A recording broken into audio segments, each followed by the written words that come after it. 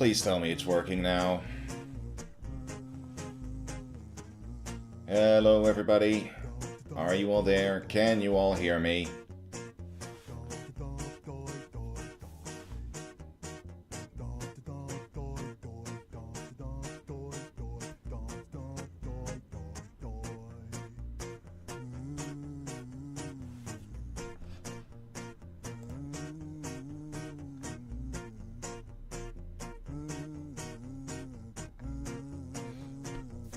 I say again, are you all there? Can you all hear me?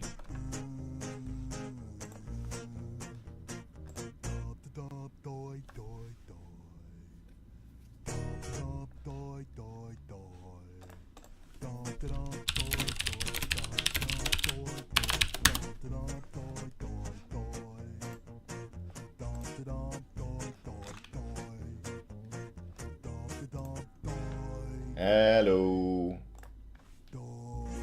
I am here.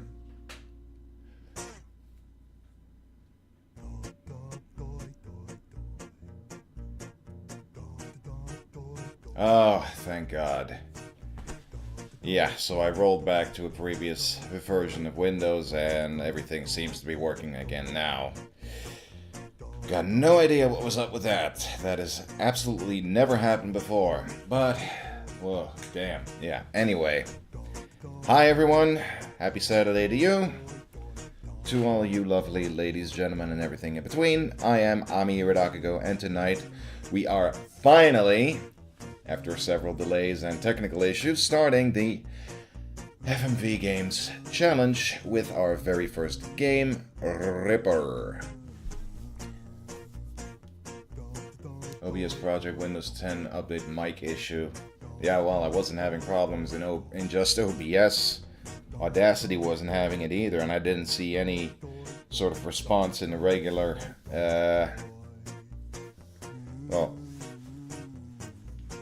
Windows setup either when I was, picking up my mic and all that. Whatever. It's working now. Let's leave it at that. And I was just trying...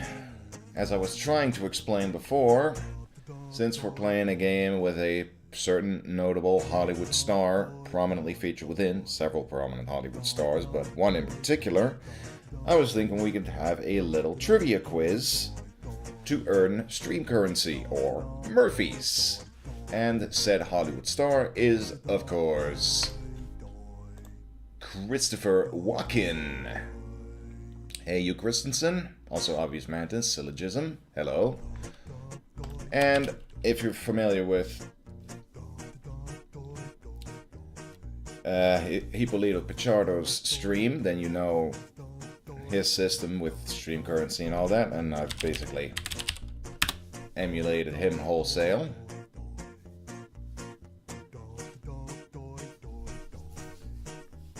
You can buy games to add to the queue and boost them up the queue with the commands that you can see in the chat. And you can check your count of Murphys.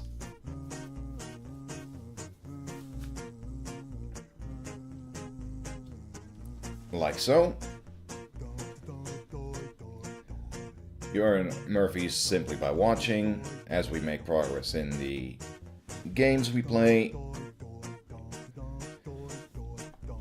And with little activities like what we're doing here with the quiz. So if you're all ready, let me see if it'll show up.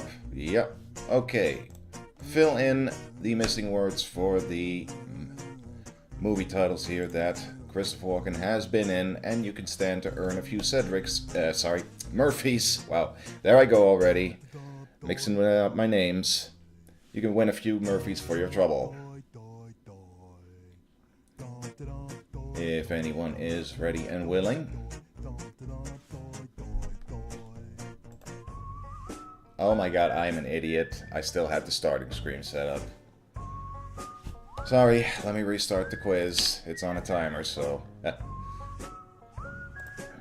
Okay, here we go.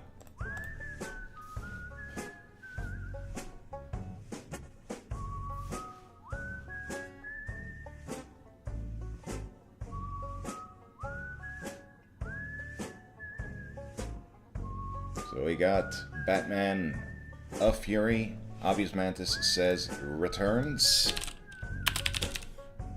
Yeah, that is indeed Batman Returns.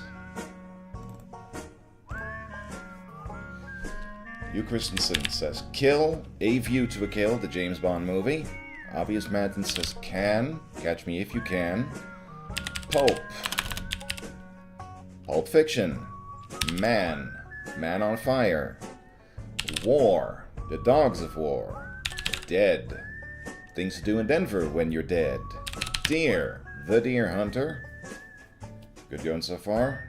This is a quick quiz. 1 minute left. And it seems everybody's kind of run out of steam. Oh, we got, yeah, Stepford from Hugh Christensen. Hall. Annie Hall. The Stepford Wives and Annie Hall. Baggage. Excess Baggage. Wedding. Crashers. Man, a lot of Christopher Walken movies I've never seen. Gangs. Nope, not Gangs, sorry. You might have been thinking Gangs of New York, but apparently Christopher Walken was not in that. Thunder. Also not correct.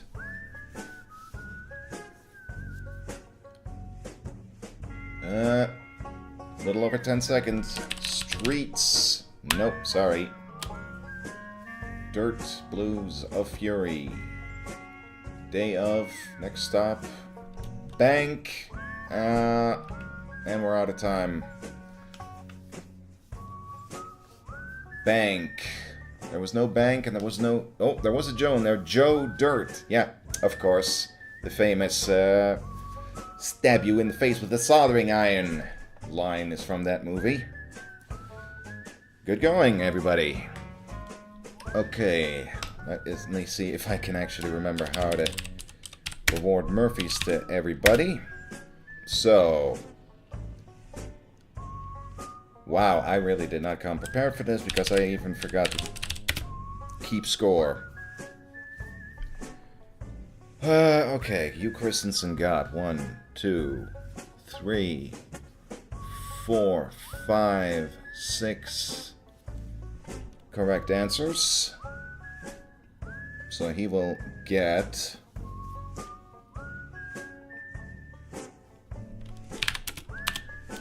18 Murphys.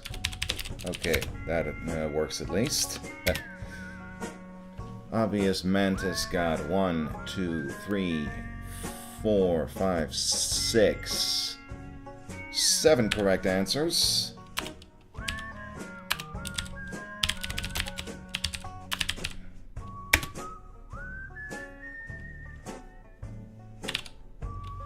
Which nets him 21 Murphys. Good job, both of you, and thanks for playing.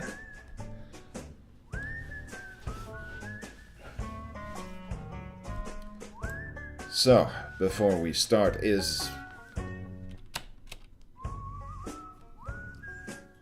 well, I would say, is there anything you would like to spend your Murphys on? But at the moment we don't have anything in the queue yet. And as noted, you do need 100 Murphys to buy your viewer pick, as it were, to add it to the queue. And I'm not entirely sure anybody has reached that amount yet by casual viewing, so we'll skip that step for now, but we will come back to it later. For the time being, though, let us have a look at Ripper on Wikipedia and look up a little info here. Okay, I need to turn off studio mode because I'm used to OBS just automatically transitioning to whatever scene I click on. Anyway, Ripper is an interactive movie point-and-click adventure game developed and published by Take-Two Interactive for Microsoft Windows, it says here, but it's actually a DOS game. The game has a casting that includes celebrities such as Christopher Walken, Paul Giamatti, Karen Allen, Burgess Meredith, and John Rhys-Davies. It also featured the Blue Oyster Cult song, Don't Fear the Reaper. Actually, since we don't have any music here, I should probably turn some on. I came prepared and found some fitting music on YouTube.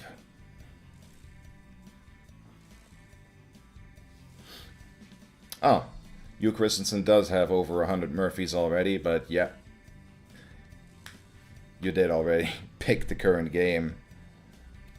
So, no real need to pick a new one at the moment, I guess. Anyway, back to the game description on Wikipedia, and I hope the music isn't too loud. There's no definite canonical answer on who the villain of the game is, since this is decided by the game at random out of 4 main characters. A limited number of the clues and puzzles, plus a single line of dialogue in the ending, change according to the villain's identity. In 1996, home ports for the Sega Saturn and Sony PlayStation were announced, but both were eventually cancelled. Plot synopsis, we're not going to read this entirely for fear of spoilers, but Ripper takes place in New York City in the year 2040. It opens with the investigation of the recent murder of Renee Stein, the 3rd victim of a serial killer known as the Ripper, largely out of a modus operandi similar to Jack the Ripper.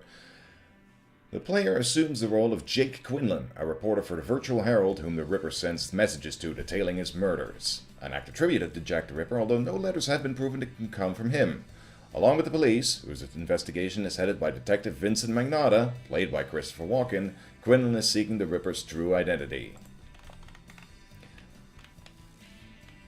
We got a little extra on development, though full-motion video-based games, also called interactive movies, had already become a subject of ridicule by the time Ripper began development. Considerable effort was focused on the game's full-motion video sequences.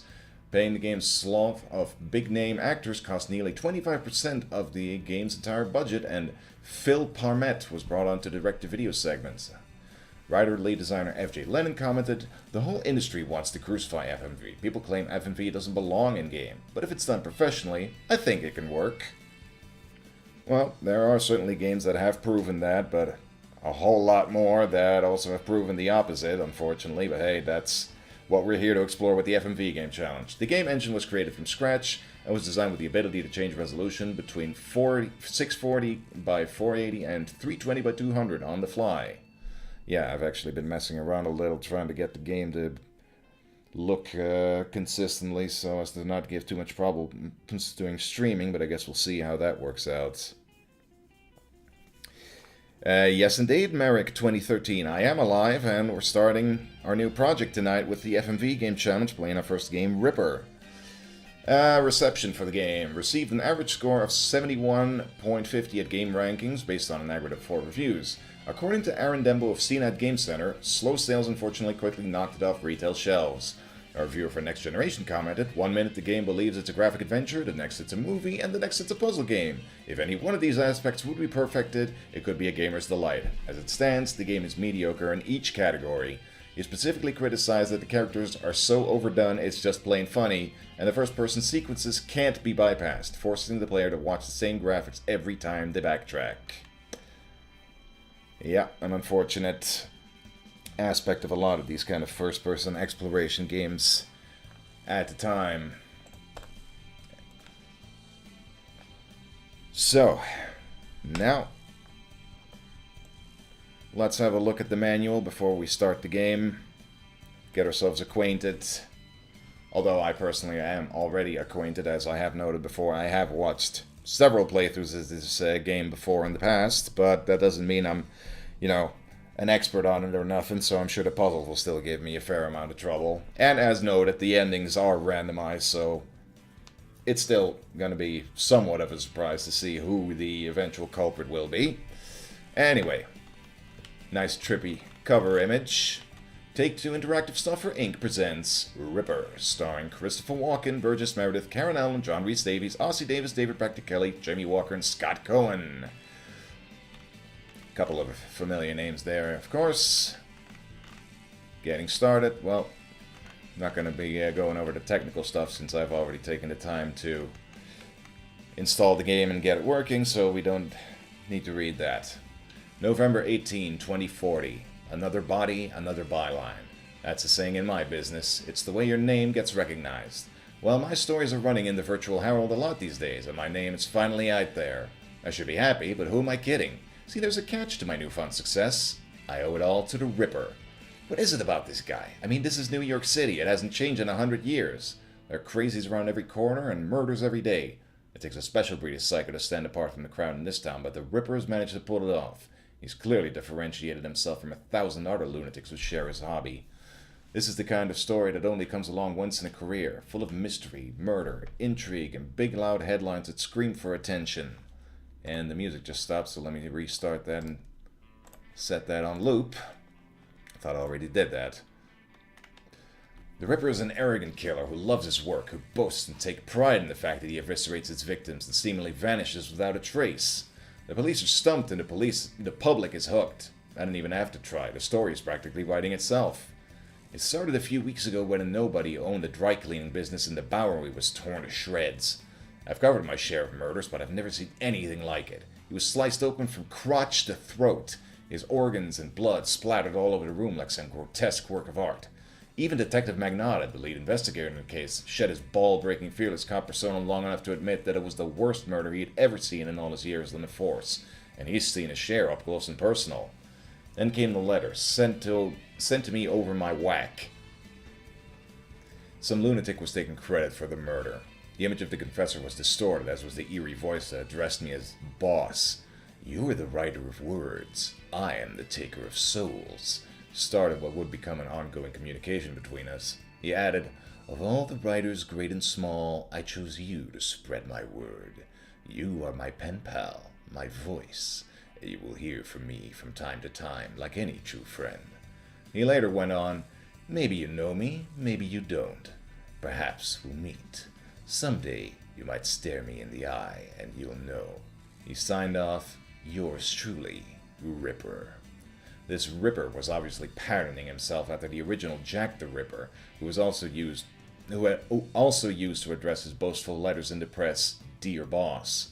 But unlike the original Jack the Ripper, this killer's first victim wasn't a prostitute, but rather an honest, likable dry cleaner who had a reputation for being an all-round nice guy in the neighborhood. It didn't add up. Why did he pick me to write to? That question still gnaws at me. I didn't like the way he said, maybe you know me. Why would he say that? Could there be a chance that I have met him? I've met a lot of crazy people, but they're not usually the ones to fear. It's the calm, peaceful, gentle souls who are secretly driven by dark obsessions that are the really dangerous ones. The ones with equal doses of brilliance, creativity, charisma, hate, and insanity. No matter how well you think you can read people, there's never any way of ever really knowing what kind of madness lies behind even the most serene eyes. My job keeps me on my feet. I meet people every day, some good, some bad. Maybe I have crossed paths with the Ripper. Who knows? A short time later, he struck again. This time it was Carl Estevez, computer programmer for a religious software company in Soho. The Ripper tore him to shreds right in his office, and again, no witnesses, despite the fact that a few night owls were still hanging around the building. No one heard or saw a thing. None of the entrances or exits were accessed. There was no trail of blood leading from Estevez's office to anywhere. It's as if the Ripper suddenly materialized, savagely butchered his victim, and vanished into thin air.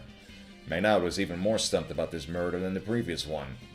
There was no apparent connection between the victims, and no one in the police force could speculate as to what the murder weapon might be. My editor, Ben Dodds, saw this as one of those unique stories that could carry a paper for months. He put me on it full-time and assigned Catherine Powell to be my assistant. Catherine. What can I say? She joined the paper several months ago, and it would take long for ours to become more than a professional relationship. Mixing love and work can get messy, and it hasn't been easy to differentiate the two. She has her ways of approaching a story, and I have mine, and we seldom find common ground, or making the most of it. Things have begun to quiet down. Some people would take that as a good sign, but maybe the Ripper has vanished for good. But I know better. He's still out there, ready to strike, and it's up to me to stop him. Jake Quinlan. Quite an eloquent and lengthy plot synopsis. Fitting, of course, considering the main character is a reporter.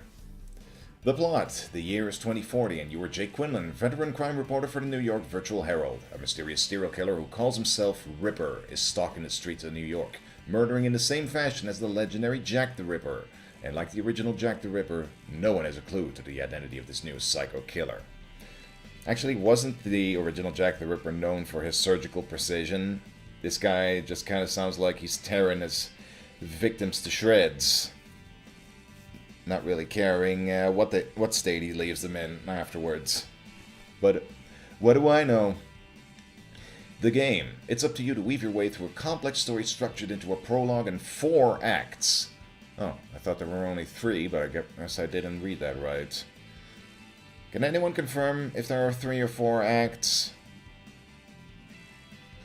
Along the way, you'll be moving through a beautifully rendered 3D world, meeting and conversing with characters, solving puzzles, uncovering clues, and decking into the surreal netherworld of cyberspace, where you'll battle your way through numerous combat sequences.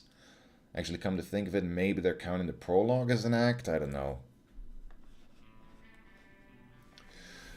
The finale. As the plot unfolds, you'll be compiling your list of suspects until the story's climax, where you come face to face with all of them.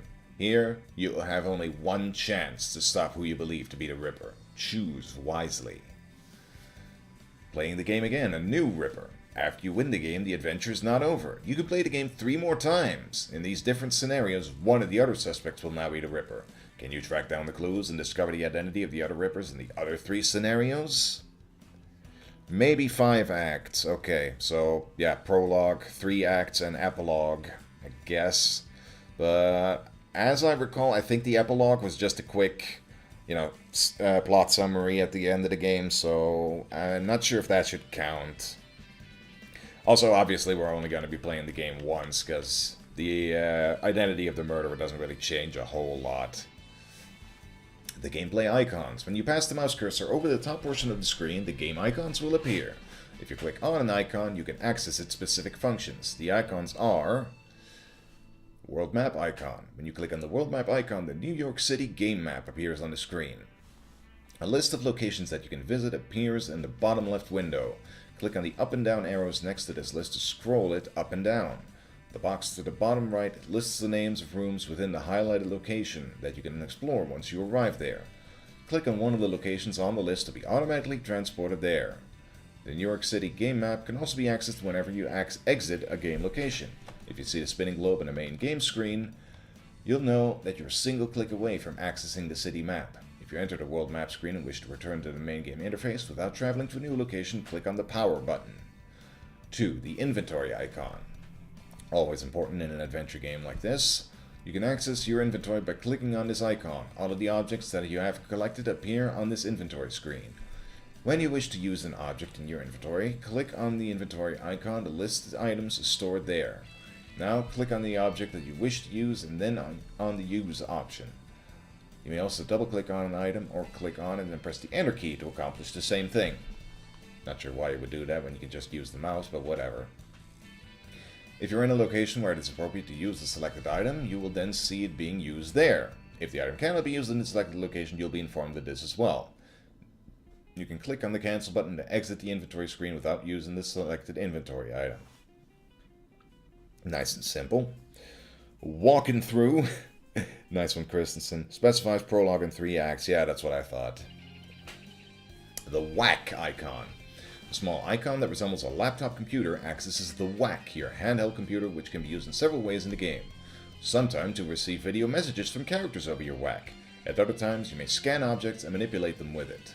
The database of objects that you have scanned can be accessed at any time by clicking on the whack's database button. You'll find that you're able to manipulate some of the scanned images in the whack database in the same way you would a puzzle interface. See section C, subsection C, section C. Wow, that sounds awkward, but whatever. Subsection 6, solving puzzles. Refer to subsection 3, exploring in the environment, under C, gameplay in the real world for information on scanning objects with your whack. Clicking on the notebook button allows you to type and review your comments or notes throughout the game.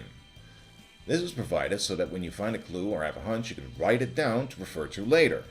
Okay, interesting. I was already going to do that anyway, so I don't really need to use that. To exit the notebook database or help functions or return to your whack interface, click on the glowing box found at the top left of each of those screens. Click on the help key if you need assistance with the whack interface. To turn off the whack and return to the main game screen, click on the power button. Thought that was kind of forward thinking of them to provide. That means to write down clues within the game itself for people who obviously would want to do that. Save game icon. When you click on this icon, you will automatically be taken to the save game screen. At the center of the screen will be a graphic image of your current game sized to fit into one of the 20 save game boxes. This image is attached to the mouse cursor and will move around the screen with it, so that you can save your game into any box you wish. To save your current game in a box, simply move the image over that box and click the left mouse button. If the box you have chosen contains a previously saved game, you're given the opportunity to overwrite that game, cancel the save function. Yeah, basic stuff really. Restore game, same thing. Game options icon takes you to the Ripper options screen where you can tailor game attributes such as mouse speed, video buffering, difficulty levels for combat and puzzles, subtitles, etc. Definitely gonna have to set the combat difficulty rather low because they can get pretty tricky from what I remember. You can also select hotkeys for commonly used game functions in the options screen. Interesting. In addition to the regular game options, you will be able to alter your video display to suit your personal preferences and hardware requirements. Click on the remote control icon to access color, contrast, brightness, and tint adjustment features without leaving the game. Master volume as well as sound levels for ambient music, special effects, and video playback can be changed using the remote control. Might have to look into that just in case. The help icon. Click on the help icon at any time to receive information about how to use the Ripper interface or negotiate through a game situation. So you don't have to pick up the manual, I guess. Help screen will describe what various mouse cursor functions are. Yeah. Particularly useful when you find yourself entering an unexplored area of the game world or an unfamiliar puzzle interface. Okay. So it's context sensitive that way. Does not give you game hints or strategies. Good. To access the help function from a cyberspace location where the normal game menu bar is not available, press the F1 key. Click on this icon to quit the game. Hourglass. When you see the spinning hourglass icon, you'll know that the computer is loading a new scene, location, character interaction, etc. In a few seconds, the game will continue. Depending, of course, if your hard drive and or CD-ROM drive can load the information fast enough. Gameplay in the real world. The main game screen. The game screen is a large view window which presents a first-person view of the world as your character sees it. You'll use this environment to move through the Ripper environments, participate in conversations with the various characters that you encounter, and solve puzzles that impede your progress. While exploring locations in 2040 New York, you'll be moving along predefined movement paths. You control your movement left, right, straight, or backward by clicking your left mouse button when the cursor changes to a dagger that points in the appropriate direction. Generally speaking, the dagger cursor will indicate both directions that you may travel, and directions you can turn to from the location where your character stands. Move your cursor, mouse, same thing really, across the game screen. If the dagger cursor is pointing straight ahead, you can move forward. If it is pointing to the right and left, you can choose to move or turn right or left by left-clicking when the appropriate dagger is displayed. Awkward sentence, but also pretty straightforward stuff. If the dagger cursor is spinning on an area of the screen, it indicates that you cannot move in any direction from that area of the room. As you explore the Ripper game world, you will find many opportunities to interact with the people and objects that you encounter there. When you see a magnifying glass icon appear over an object, it indicates that you can examine that object more closely. To do this, click the left mouse button on the indicated object. The first-person view on your screen will move closer to the object so that you can see it more clearly. To zoom away from an object, click on the dagger cursor that points back towards you. In some instances, you will encounter an object that you will scan for your WAC database. You'll be made aware of this when the WAC scan icon appears over the object that you're inspecting. To scan an object, left-click when the scan icon appears over it. This will transfer an image of the scan object into your WAC database. You can then refer to that image throughout the game without actually having to remove it from its game location. For more information on using your WAC and accessing its database, see subsection 3, the WAC icon in the gameplay section. See subsection 3, the WAC icon, in the gameplay icon section above. Well, we already did that. When you pass the cursor over an object that you may wish to pick up, or a fixed part of a larger object that you can manipulate in place, a metallic hand icon appears, alerting you to this opportunity. When you see this icon, click the left mouse button to take or move the indicated object. If it can be picked up, the selected object will be transferred from its game world location into your inventory. When you add an item to your inventory, the inventory interface will appear on your screen. On you screen it says, but I guess they mean your. See subsection 2, inventory icon, blah blah blah, we already did that. If the item is a portion of a larger object, clicking on it will cause it to be pulled, turned, twisted, or otherwise manipulated in some way. What fun. The results of this manipulation will vary from item to item, but will soon be evident to the player. Or will they? As you explore Ripper game location, you will encounter many characters to interact with. When you pass your mouse cursor over these characters, you'll notice that the cursor becomes a talking skull icon. This lets you know that you can speak to the indicated character. When you see the talking skull icon, click the left mouse button to initiate a conversation. The scene will shift to an interaction screen where the character appears in the main view window, and the questions you can ask them or information that you can discuss will appear in a list below. Do you need more cowbell? We can ask of Christopher Walken. Har har. If the number of questions, topics exceeds the size of the visible list, up and down arrows will appear next to it, which you can click to scroll through all your available options, obviously. As the story and plot progress and new information is discovered, the list of available questions, topics can change. That means backtracking. Even if you have exhausted the potential questions to ask a character when you first encounter him or her, you may find that you have new conversation options with that character later in the same act when you return to speak with them. Also be aware that asking some questions will lead you into conversations that could exclude others. Choose your interrogation tactics wisely and tailor them to the information that you already know. The clue that you miss or the opportunity that you lose may cost Jake Quinn his life. Dun dun dun. You will move from location to location in the game by using the New York City game map. You can access this by clicking on the spinning world map icon. The world map icon can be found in two ways, on the icon bar or when you leave a game location. We already went over that, solving puzzles. The important part of the game. Throughout the game, you'll encounter puzzles that, once solved, will offer you clues, provide you with useful information, or give you the ability to travel to new locations. Each puzzle will be accessed automatically when you examine an appropriate object or item in a location. Puzzles will come in all shapes and sizes, but most will involve simply using your mouse on the game screen to manipulate objects, move images, etc. You'll notice that the mouse cursor changes when you are zoomed in on a puzzle, from the dagger to a simple arrow. As you move this cursor around the puzzle screen, you will see it change color from white to red. A red cursor indicates that the part of the puzzle that is positioned over can be manipulated by clicking on it. Remember to access the Ripper Help option if you need assistance with a particular puzzle interface. To exit a puzzle, move your cursor to the location on the screen where it becomes a dagger icon indicating a direction that you can move or turn. Click on this icon to extricate your character from the puzzle interface. ... Decking into cyberspace. Much of Ripper will take place in the surreal netherworld of cyberspace, the virtual non-space where computers talk to one another. Cyberspace can and will be represented in various ways. It is a true fantasy world where anything can happen.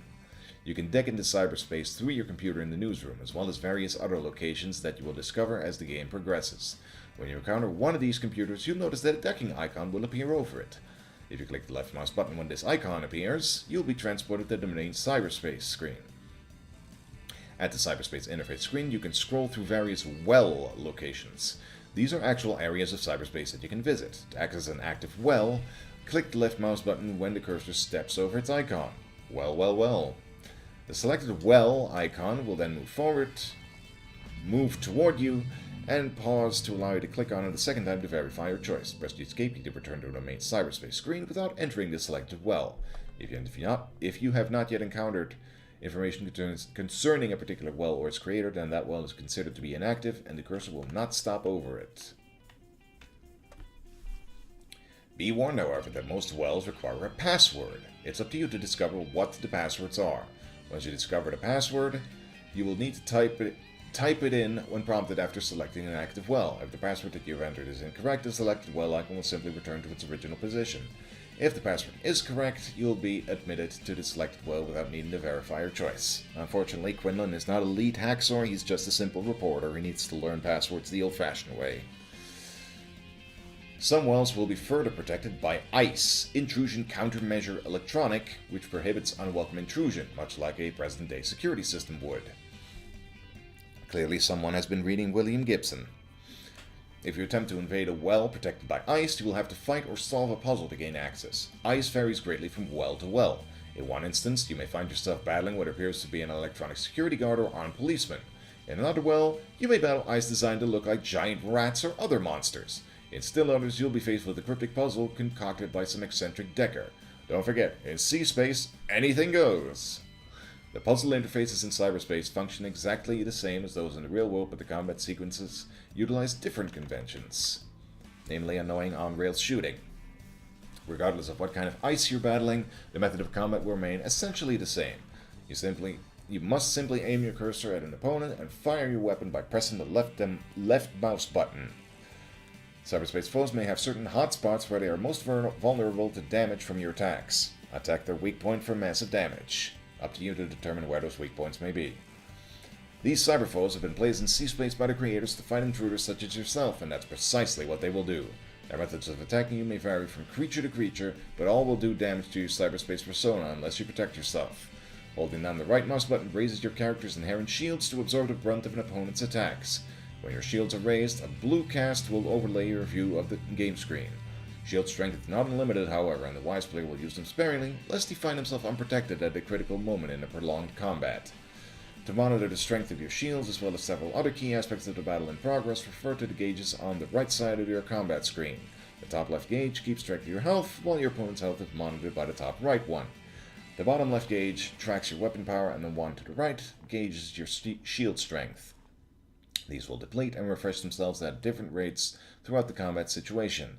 The rate at which these fluctuations occur will vary from combat to combat and will depend directly on the difficulty level that you have selected. In combat situations, where your opponents do not attack you directly, such as Eddie's shooting gallery or Catherine's brain, the monitors will not be present on the game screen. Your weapon strength will still be depleted by excessive use in those situations, however, and you could still fail depending on the difficulty level selected. No matter what form it takes, be aware that conventional ICE software can only damage your C-space identity. It cannot hurt you in the real world. That means if you're defeated by ICE in cyberspace, the worst that can happen to you is being booted out of the well that the ICE is protecting and force you to return to the real world. Which unfortunately means you'll have to start over again. Remember, if you're having difficulty with a particular cyberspace puzzle or combat interface, you can access the game's help function at any time. If the regular game options toolbar is not available in the C-space location that you are in, due to a combat situation or other strange circumstances, you can still get to the help menu by pressing the F1 key. In addition, you can exit any C-space well or menu at any time by pressing the escape key. Glossary of useful cyberpunk terms. Cyberpunk. Extremely popular subgenre of science fiction featuring the interaction of humans and machinery, culminating in the ability to merge a human nervous system with computer circuits, projecting the mind into cyberspace. William Gibson invented the genre in his novel Neuromancer, and Ridley Scott defined the look in his film Blade Runner. Cyberspace, the virtual non-space where computers talk to one another, a fantasy world where anything can happen. Well, a location in cyberspace, a place where data can be stored and manipulated. Deck, the handheld device that a person uses to enter cyberspace. A person who uses a deck is a decker. When someone uses it, they're said to be decking. I am decking, you are decking, we all deck with decks. ICE, intrusion countermeasure electronic. ICE protects wells in cyberspace from unwelcome intrusion, security systems basically. Data angel, a person in cyberspace is often referred to as a data angel. Overly flowery term for that. Step-by-step walkthrough of the prologue, which we're not going to go over because spoilers. The cast, Christopher Walken, Burgess Meredith. Yeah, a couple of familiar names, and a whole lot more that aren't quite as familiar, but you know, I'm sure they all had fun making it all the same. John Ventimiglia, is that relation to Milo Ventimiglia from Heroes? Wow. There's a blast from the past. Simple credits. Uses Smacker video technology. And that is the manual. Whew. Oh boy. Let me turn off the window capture there. Okay. So, before we start the game, if you have not yet submitted your guess for time and or deaths, you'll have the chance to do so before we start. But once we start the game, time and death guesses will be locked, so get them in now if you want to. In the meantime, I will be right back.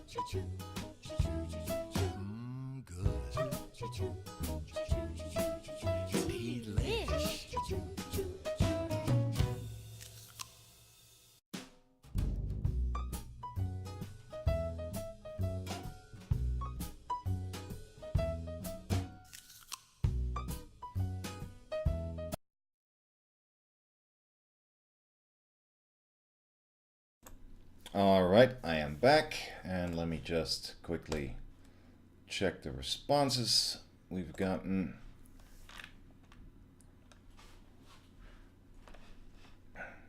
Okay.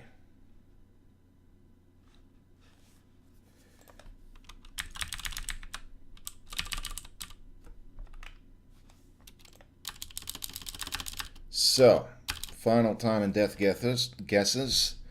We have Little Norwegians at 5 hours, I Amberseen at 18 hours 1 minute, Mothmeister 23 hours 21 minutes, Bisclaveret 25 hours 30 minutes, Obvious Mantis 32 hours 12 minutes, and Classy Fellow 43:30.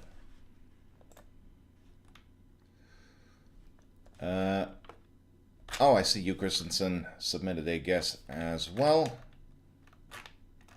Let me just quickly add that. My apologies, I did not notice that before. You, Christensen, guess is 8 hours.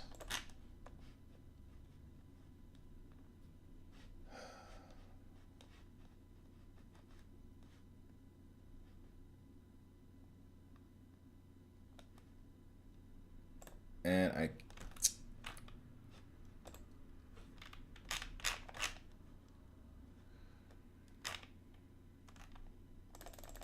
yeah, I'm trying to figure out exactly who submitted which death guesses. Okay, here we go. 2 deaths from you, Christensen. Same as Little Norwegians. Oh yeah, speaking of death guesses, we have 0 deaths from Classy Fellow, 2 from you, Christensen, 2 from Little Norwegians. I Amberseen submitted 8, Mothmeister 10, Bisclavert 30, and Obvious Mantis 86. Quite a few high guesses there. I mean, some pretty high guesses there. Okay. So that wraps up the introductory part of the stream. So we'll start the game after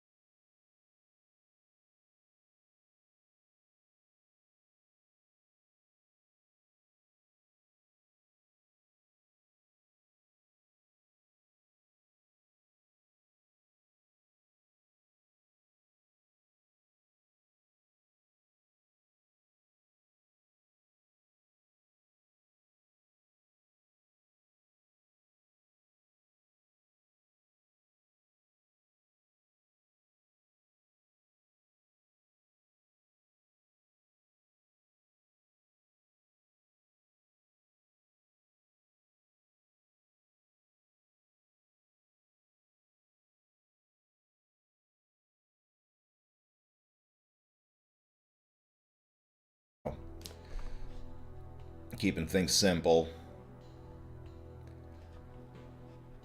Double buffer. Should probably turn that on. Okay. That didn't seem to have much of an effect. Well, I guess we'll notice it once we get into any more videos. I thought the game ran at a higher resolution in this. At least the game window was square when I ran it earlier, but now it's more wide. Whatever. Let's just get started on this little mystery, see what Christopher Walken has to tell us about this murder. Yep, a lot of blood. All over the computer, too. What a shame. Hope you can wipe that off and sell it. Also, is that a Windows interface? What version would that be? Windows 13? Some pretty primitive looking menus. Oh, hi. Talking skull. Wow, he is really intently photographing that floor there. Or filming, I should say. Looks like he's holding a... I don't know, is that a camcorder or is that a photo camera? No, it would probably be a photo camera considering he's a cop. Carl Stasiak. We gotta stop meeting like this. Carl! Oh, thanks for the host, Hippolito. Sorry, Quinlan. What'd you say? Interesting jewelry he's wearing there. Ask him if there's any difference between this murder and the previous two. Is there any difference between this murder and the previous ones? It was identical. Absolutely identical. It was a precision cut. A perfect line. Howdy, Moff. The way he empties out the body cavity. The way the organs are blown all around the room. So it's the same killer? Oh, for sure.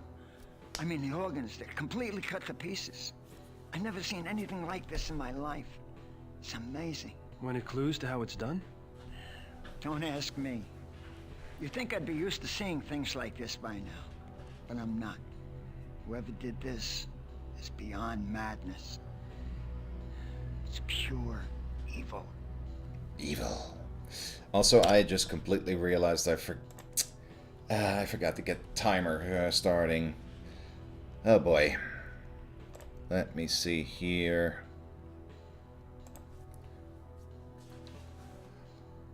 It should be going now. Yeah, there we go. I don't know. We've been going a couple of minutes. I should probably just set it to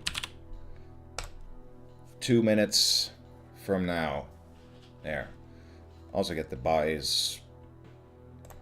Yeah, what the heck. Run the buys timer in case anyone has any intent to buy anything later. If they have enough Murphys to do so. Anyway, now we got that out of the way. Raven's Etchings, thank you for the follow. Yeah, I just realized I said 2 hours instead of 2 minutes. Can you tell I did not put a lot of time into preparing for all this? Okay, now it's 2 minutes. Okay. There's no uptime command here for as far as I can know. As far as I know, but you should be able to spot that under the stream window anyway. Any investigation? Who knows? Trying to get anything out of Magnotta is next to impossible. Besides, if he does have a lead, you sure as hell never share it. He might lose his bounty if he does that. Well, you've been working with Magnotta for years, Carl. What's your hunch? Well, something's bugging him. Who am I to talk? I'm having nightmares about this. I've been a forensic photographer for 22 years, and nothing's ever got to me like this. Now I can't sleep. No, you just need a vacation, that's all. Yeah, I hope you're right. Nice vacation to Hawaii or somewhere. Not a Twitch feature, it's from BTTV. Oh, okay. Yeah, makes sense. I just have BTTV installed for so long I don't even realize what it does anymore. Same with Franker Faces. Any idea what weapon he's using? Take a look at this mess. It has to be something big. A sword or a machete or something. Just can't cut through all that bone and muscle with a dagger. And the strength it would take to make a cut like that, he must be an enormous man. You know Vic Varley? Yeah, the pathologist over at the Medicock. He knows a lot more about murder weapons than I do. You should talk to him. So, a huge guy going around cutting up people with a sword? Are we sure Jason Voorhees isn't out on the loose? Or maybe the Highlander? Don't go taking any souvenirs, Quinlan. Well, this is an adventure game. Gotta grab whatever I can. Ask about the modus operandi. Is it operandi? Yeah, I know, Ghostpotted. I have seen this game played before, so I know what I'm in for. Same MO as the others? You got it. Look around you, asshole. If anything, this is more gruesome than the other two. Hell of a lot more splatter. Walken's always so charming, even when he's insulting you. Who's the victim? Name's Stein. Renee Stein. Age 43. Book editor over at Knopf. Any connection to Knopf. the other two? Let's see. Estevez was a programmer. Mendler a dry cleaner. It'll take me 48 hours to run it down, but there's no connection here. You have any clues? No sign of forced entry, nothing's disturbed. 2 sets of prints, hers and her mother's. The only thing not where it should be is this woman's insides. Well, what about witnesses? I mean, this guy must have been a bloody mess, even if it's 3 o'clock in the morning. It's Greenwich Village. Somebody must have seen him. As far as I know, he left us with 1 witness, and she's feeling a little fragmented at the moment. This guy is unfucking believable. The line everyone remembers. Howdy, Inday. Yeah, I got the issues sorted out. Unfucking believable. Yeah, you guys know where it's at. Ask why her computer is still on. Why is her computer on, Magnata? Well, it looks like she was in a public library node. Well, let me ask you a question. You got any mail lately? Maybe a little something from your pen pal? He writes after the fact, not before. You should know that, Magnata. I wouldn't hold out on you. Of course not. You've been very good about sharing what you know with me and several million other people. I should have busted you when you ran that first letter without letting us know about it. Excuse All right. me. Visiting hour's over. There's nothing here you haven't seen at the other murder sites except a few extra gallons of body fluids. Well, you shouldn't be Fluids. touching anything, should you, Magnata? I guess this case has me rattled. Butterfingers. Any minute now he would have started rambling about pie and ice cream and putting it on your head. So, wonder if that mug was important at all. Fortunately, our whack can just scan it right in and we don't... Oh, transmission. Quinlan here. Hey, Catherine. Hey Jake, how are things there? Well, it's very... red. What, anything different this time? Just the name, Catherine. Listen, Jake, something's come up here. Something about the Ripper? Might be nothing, I don't know, could be something big. Just wait for me at the newsroom and I'll let you know as soon as I find out. Now talk to me, what's going on? I have to go, trust me. Who's in charge here? Well, after last night, I'd say that I am. So all of a sudden you don't have to explain yourself to me? Look, if you don't hear from me in an hour, just go to my apartment and wait for me there. You can hang out with my crystals. Catherine! Shit. Crystals. Sounds like a fun time. Anyway, as I was saying, don't even need to piece together the mug ourselves. We can just use our whack for that. If I can find it. This shattered mug had something written on it. This era of gaming was a simpler time, a better time. Every era has its ups and downs. This one in particular. Oh yeah, that's how it goes. Yeah. Just take every piece and rotate it around and hope you can piece everything back together. Like a jigsaw puzzle, but in 3D. Boy. Well, that's part of the handle, so obviously these two pieces go together somehow. That's weird. Oh wait, I should probably rotate this around. Yeah, some pieces rotate horizontally, others vertically. if I'm saying that right. Yeah, and the way they overlap is kind of weird as well. But, you know, it's doable with a little time and patience and effort.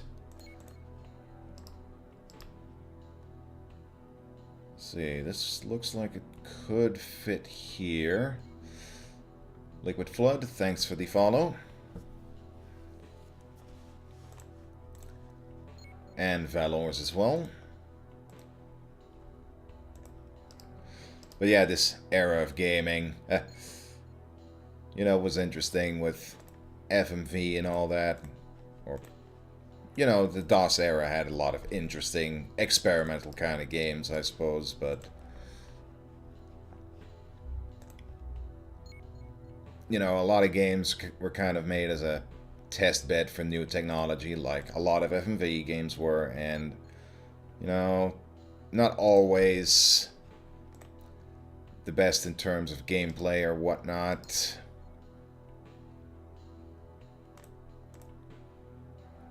But yeah, definitely an interesting time.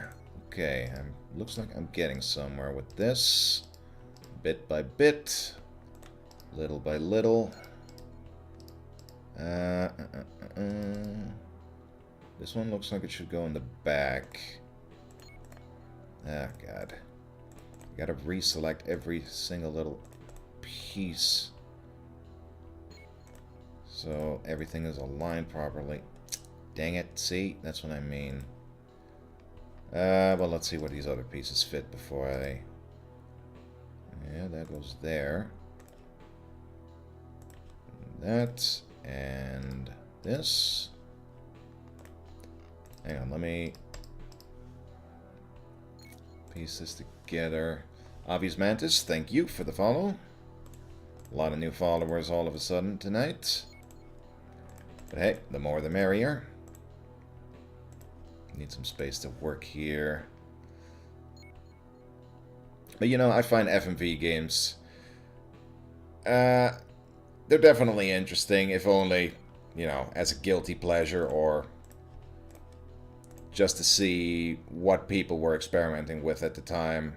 And, you know, some of them, they really have a kind of interesting, you know, look and feel to them because, you know, real actors in real environments, or more often than not CGI, blue screen environments, you know, just doing their thing, and you get to interact with them that way.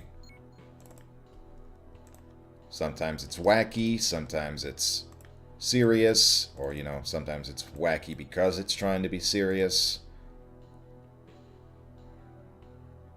But definitely every FMV game kind of has something about it to make it interesting. And I just finished the mug. Woohoo!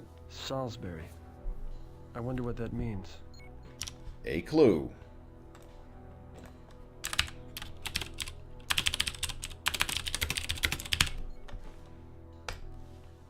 Always write down new clues as we find them, obviously. Do we... Oh yeah, we have our notebook as mentioned, and help, but we don't need help at the moment. Turn it off. Thank you. Wirehead, yeah, that's on the list. In fact, in case you haven't done so yet, you can check out the full list of games here. And you can add your preferred games to the list later, once the biased timer runs out in the upper right. FMV is usually awkward though for a variety of reasons, one being the quality of acting being bad most of the time, yeah. But hey, that's what I said, guilty pleasure, that's part of what makes it fun. I'm trying to do my job, Quinlan. Bad enough I gotta look at this. I don't need you looking over my shoulder. Alright, sorry. Drill that guy for all the information he has, and there's nothing else to look at around here anyway.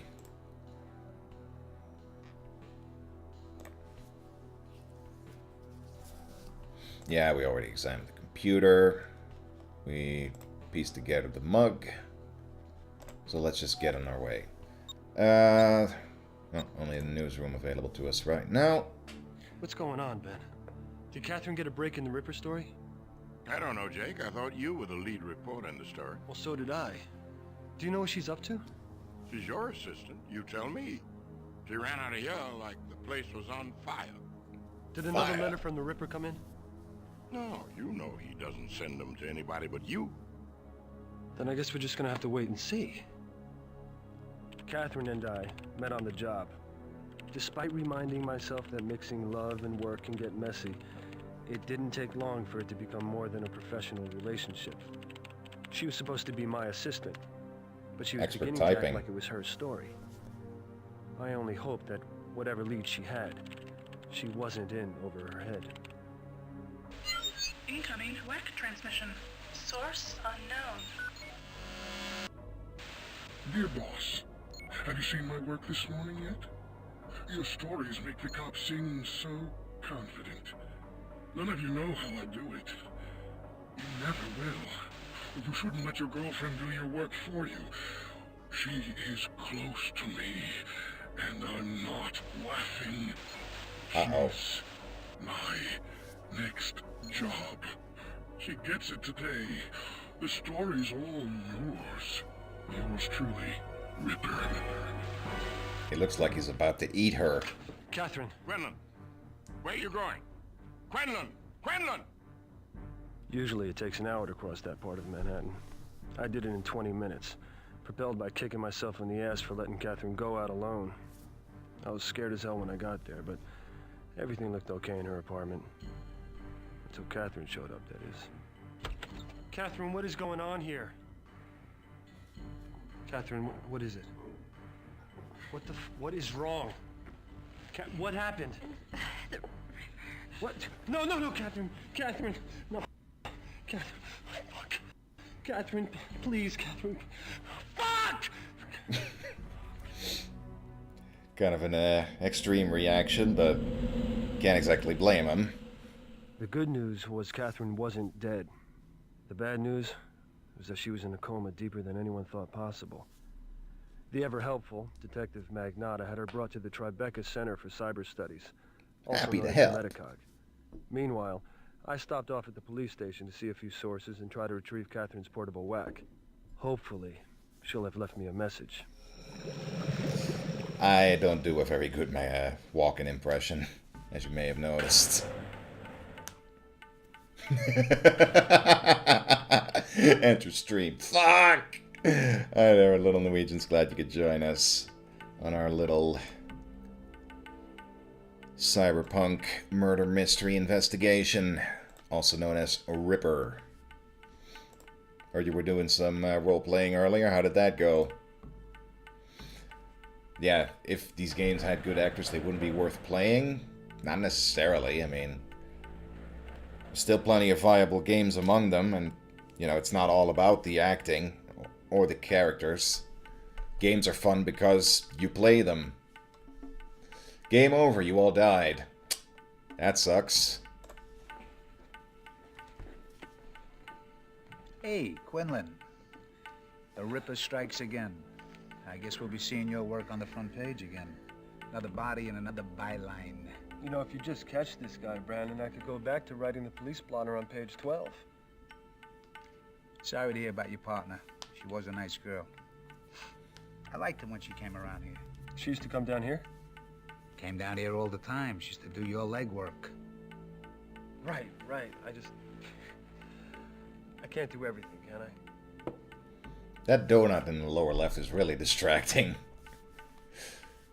See, you're enjoying some high quality rips. Well, speaking of, I thought this game was higher resolution than this, but I guess I was wrong. Didn't remember the video being this grainy. What about the library? That was the last place Stein was seen alive. Standard operating procedures to copy all libraries. C-space files, that kind of stuff. How can I get my hands on what they found? Hell, Quinlan, it's a public library. We just copied the files. Everything's still there. Okay, check out the library. Simple as that. Renee Stein was in a library as well before she died. I'll tell you, Lou. Magnata wasn't all too together at the murder site. It's lucky for you. No, I'm serious. Is he ever There's together? some strange thing. Strange? Yeah, I mean, if I didn't know any better, I'd say that he intentionally destroyed a piece of evidence. It won't be the first time. Well, he's done it before? Yeah, he hides it, he destroys it, he withholds it, you name it. And this is common knowledge. Yeah, he's like king shit at a bounty collecting, and the chief gets a piece of it. I mean, what are you gonna do? You know how this place works. Ah, good old corruption. Forensics come up with anything yet? Apparently, this pathologist over at the Metacog, he's come up with this theory. He thinks that the Ripper may have been using nanomachines to do it. There's a lot of- Nanomachines, son. Nanomachines. Yeah. You know, Lou, I think it's time I bribe a photographer. Where's Stasiak? It's in Wyoming. Oh, come on, Brandon. He's the only guy I haven't really talked to. You never know what he might have picked up on. Yeah, well, that's the problem. He picked up on too much. I'm not kidding with you. He went to Wyoming. The case was too much for him, and he took a leave of absence. Oh, Stasiak. Cold Carl Stasiak. Yeah. I said he now wanted get to go to this. After the Hawaii. Stein murder, his wife calls and says Carl needed a little vacation. So that was it. He just got up, no goodbyes, no nothing. He didn't even give me a call. well, that's a dead end. Good at upscaling our memories. Yeah. A lot of games you remember playing as a kid don't look nearly as good now, like 20 plus years later.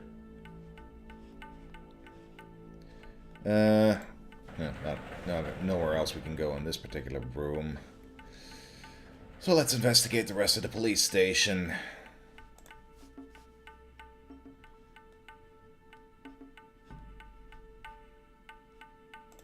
Huh, it's pointing diagonally. Okay, yeah. Go that way, but I want to go down this particular walkway, even though I have no idea where it leads, because everything in this place looks the same and nothing is marked.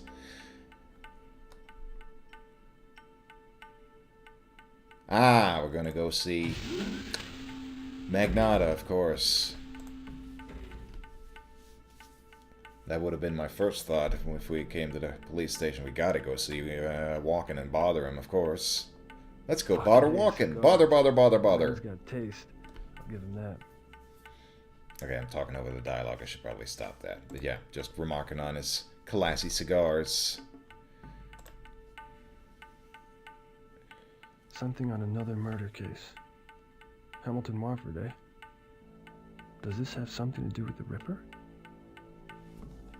Hamilton Wofford. Object scanned into database.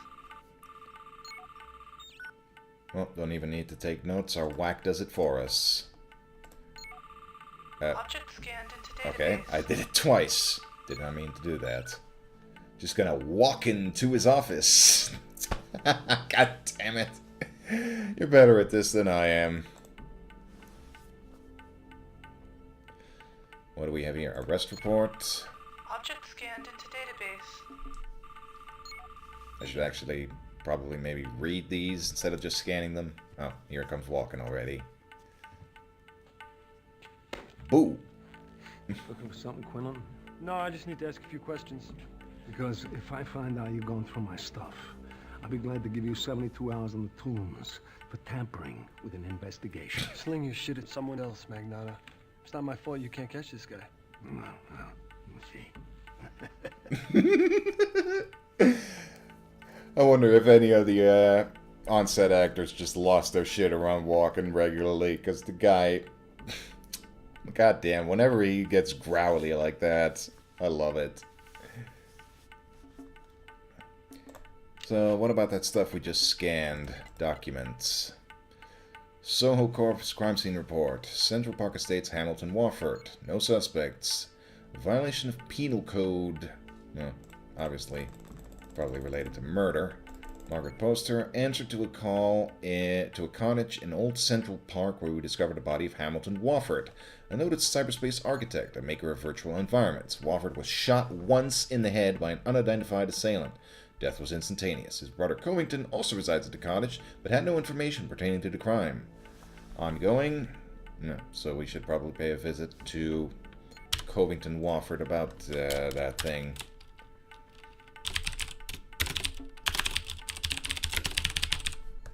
Wofford. Odd name. March 4th, 2041. Medio Chinky Ferraggio. How does a guy get a nickname like Chinky? Chink. Like Chinks? He's like a chink? Chinky? I don't know. What even is a chink? Detective Vincent Magnotti arrested him at 2 a.m. Perp was observed at 1:45 a.m. at the corner of Washington and W 14th Street discharging a semi-automatic firearm. Not a smart move. He had already used a kilohertz taser to disable 2 members of the Strident Zugs, a Chelsea rage gang. Wow, is this a dystopic future or what? I capped him from approximately 40 feet with a sleeper bullet and called for cleanup. Good job, Magnotta. In lockup, Soho Precinct, awaiting education. Medio Chinky Ferraggio. Maybe we can visit him in jail.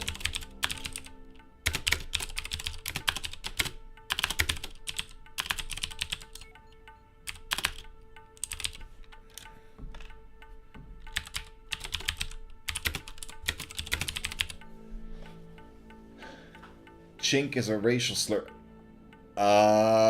Okay. Well, that answers that.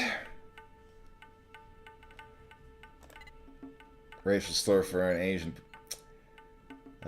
Neat clue system. Thank you. Copied it from Hippolyta Pichardo, unsurprisingly. Anyway, we're here to bother Walken, so let's bother him already. Who is Wofford? You were looking at my stuff. Did you think I was kidding about arresting you? Well, it's not like you were hiding it. And we already ran the story in the Herald, so it's not really news to me. He's a cyber architect, right? See, what interests me, though, Magnon, is that you have a month-old file lying on your desk. Does it have something to do with the Ripper? You're lucky I'm in a good mood today, Conan, because you come this close to finding out what it's like to be a human shish kebab rotating in one of our fine penal institutions. But you're way off on that. God, the face. Like, is he seriously trying to intimidate me, or... Well, it's obviously Walken just messing around, I guess. Like, hey, I'm doing an FMV game. Look at me, I'm Detective Magnotta. Beautiful. What's with this place you sent Catherine to? Well, it's the best of its kind for flatliners.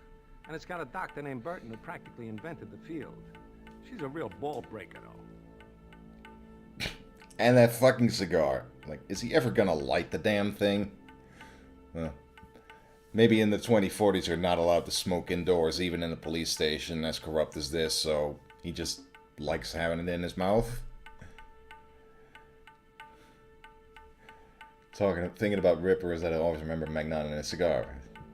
Don't think he ever has a lit cigar. Yeah, exactly what I was saying. What do you got on the Powell case?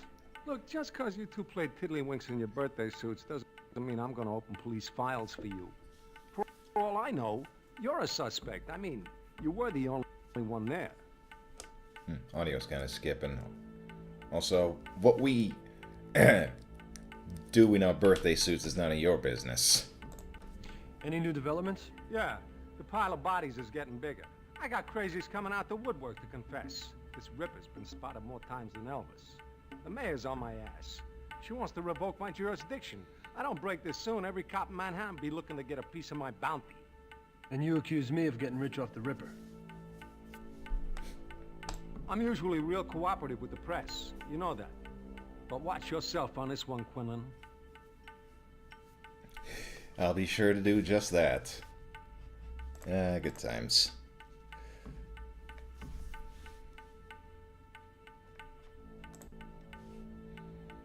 Man, I forgot how how odd the music in this game is. Just these constant,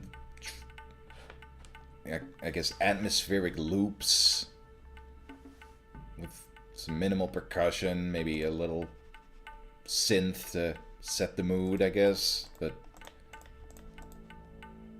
after a while it just becomes background noise. And I guess we can't go in that direction. Okay. Nice and confusing. Off to a good start. Can't even find my way around a freaking police station without a map. Well, I can't find my way around it. It just takes time. This... I hope this is not the way out, because that's not the way I want to go. Ah, evidence. Authorized personnel only. Well, I'm sure they'll make an exception for us just this once, right? Oh, Christ. Hi. Some respect, Spankowski. You know, you really shouldn't talk to me like that. I shouldn't be talking to you at all, you goddamn leech. What do you want? Some of us gotta work for a living. Right. Cigar smoke would have messed up the green screen. Makes sense, makes sense. But, I don't know, it's still funny. Asked to see evidence from the Catherine Powell case. I need the evidence in the Powell case. No way, Quinlan. That could be my job. Bluff him. Tell him Magnata said it's alright to see the evidence. Demands to see the evidence. That's a pretty significant choice, so we should probably save before we do anything stupid.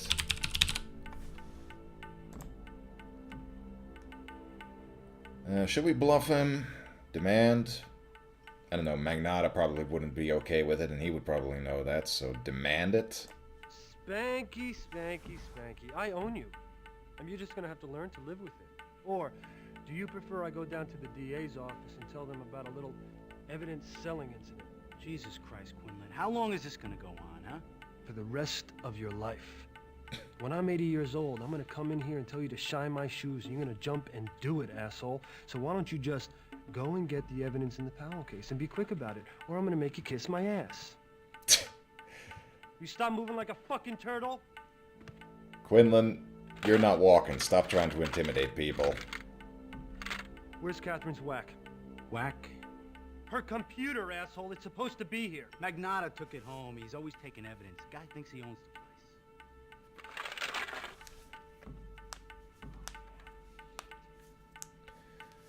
Well, that's no good, but that's something to add to the clue list. Get Catherine's whack from Magnata. Look, Quinlan, I told you everything I know. Now, will you get the hell out of here before you get me in trouble? Hey, I'm walking here. The puns just write themselves. Door noise from Quake.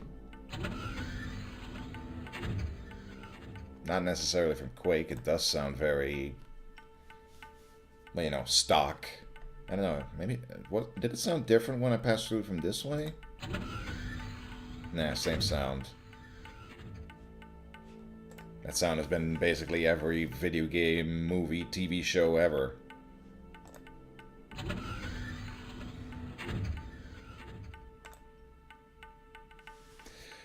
Okay, so are we done at the police station for now?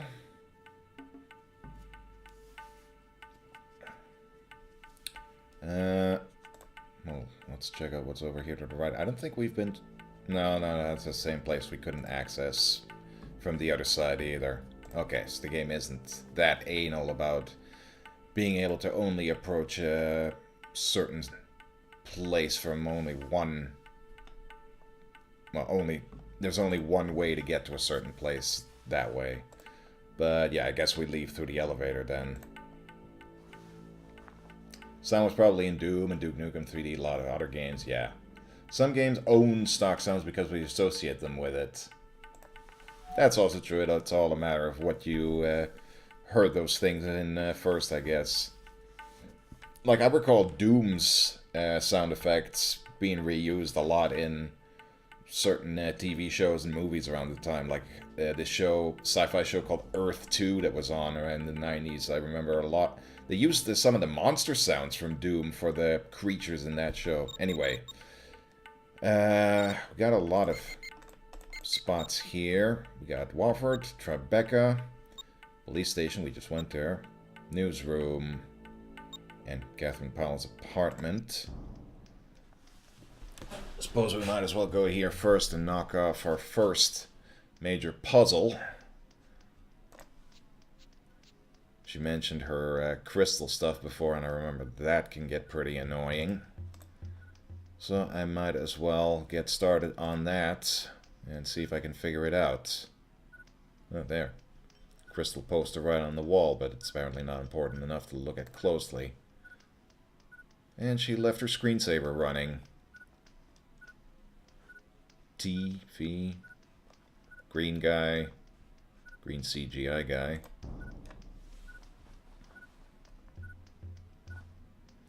Video games and their crystals. Yeah.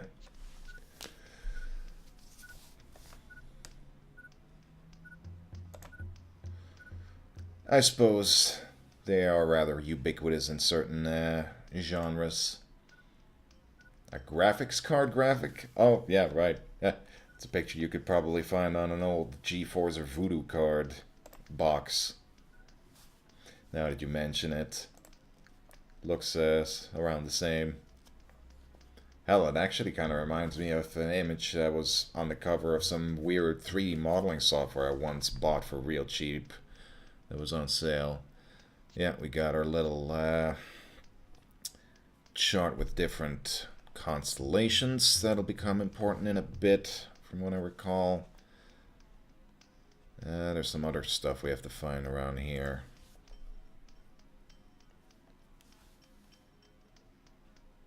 Yeah, it's kind of annoying in these first-person games. You really have to closely examine every little nook and cranny. Birthday, 2/25/40. I'm glad I found you. Love, Jake. Yeah, her birthday is important from what I recall.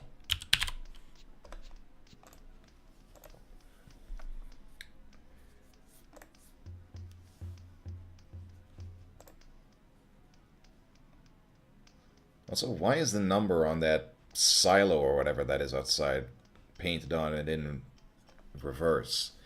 2/25, so yeah, these are all for different months. So she's a Taurus, right? 2.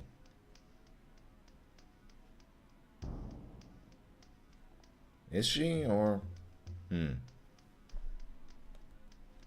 actually I remember the constellation being something different, but let me just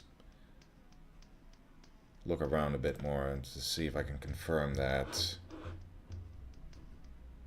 Wait, did it say 2 though?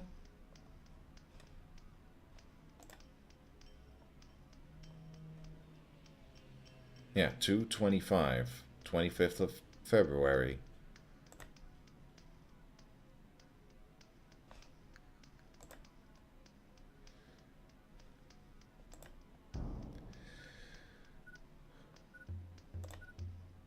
I was about to ask what's that beeping, but that's probably just her computer thing. XLI? What the hell is that? Game. Wonder what this inscription means. J. Dorset.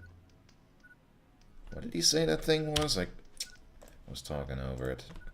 Yeah, J. Dorset. That sounds significant. Probably something we'll want to remember.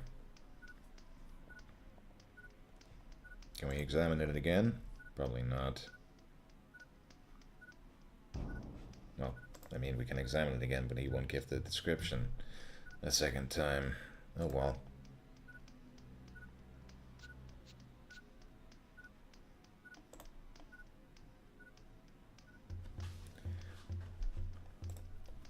Let's see, we already examined the computer over there. Yeah, gotta focus on the right side of the room. Actually, wait, wasn't there more to see here?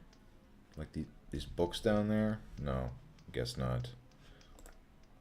Ah, See, okay. I'm in one corner of the room, but I have to move back just to be able to walk over there. Yeah. That's a problem with these first-person games where you're just kind of stuck on a rail. You have to figure out where you can exactly go. I always thought they were a little too neo-new agey for Catherine. Yeah, you gotta lay out all these crystals in the right pattern to form one of those constellations on the chart. But you have absolutely no idea how exactly they're shaped according to the grid in the box. So Taurus, from what I remember, it was a different constellation though, but I could be mistaken.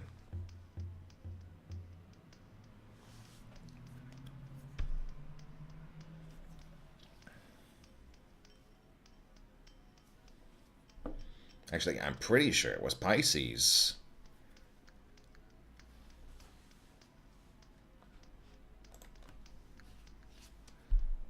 Or maybe I just missed a clue somewhere.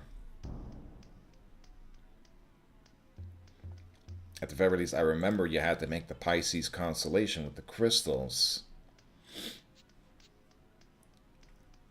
Funny thing, puzzle devised by your girlfriend. No, women can be hard to read for men, but she goes the extra mile about being obtuse. Ah, boy.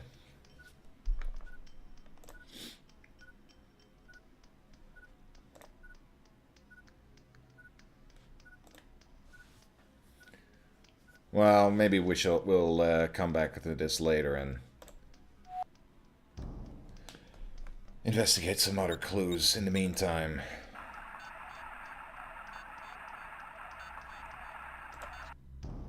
Oh, I was about to say, I set up DOSBox so that all the discs were mounted right from the beginning, but for some reason the disc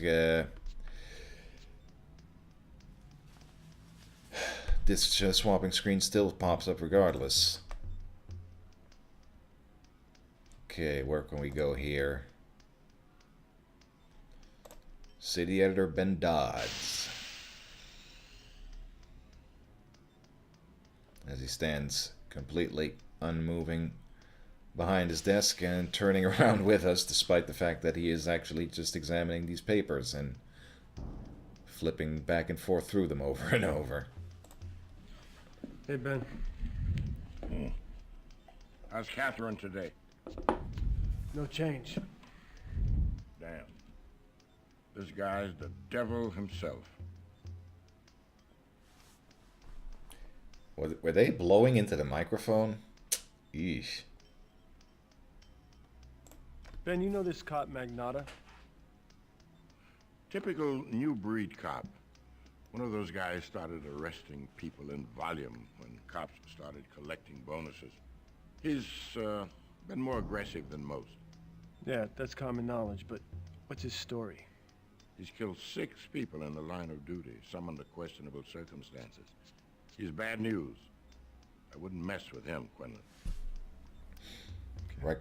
Reckon a lot of what he does is under questionable circumstances, but then this is Christopher Walken we're talking about. Didn't we run anything on this Wofford murder? Yep. Cyber architects. They lived near the old Central Park. Somebody put a bullet in Hamilton Wofford's head. Cops don't have a motive yet. They probably had a lot of money stashed away in that cottage, but there's no evidence of a robbery.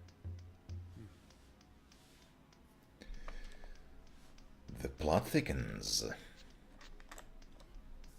The Times is breathing down our back on this story. Get to work. I will.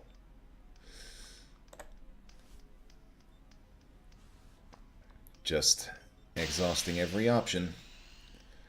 There was just one time when Magnata just started dancing. Don't be shocked by the sound of my voice. Check out my new weapon. Weapon of choice.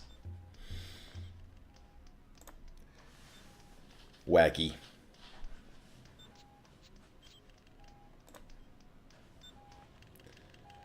Ah, here we can start our... Can never have too many of those. We can start our decking if we're up for it. Anything else around here, though? Covering all my bases, as I was saying.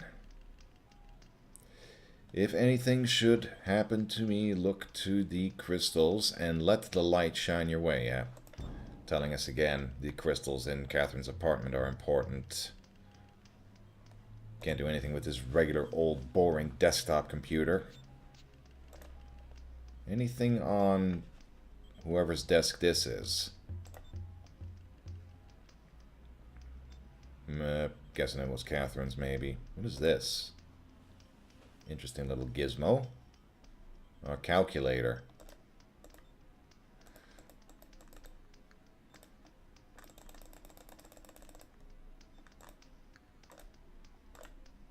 I always like doing that just because usually on a real calculator that gives you an error because it can't handle that many numbers.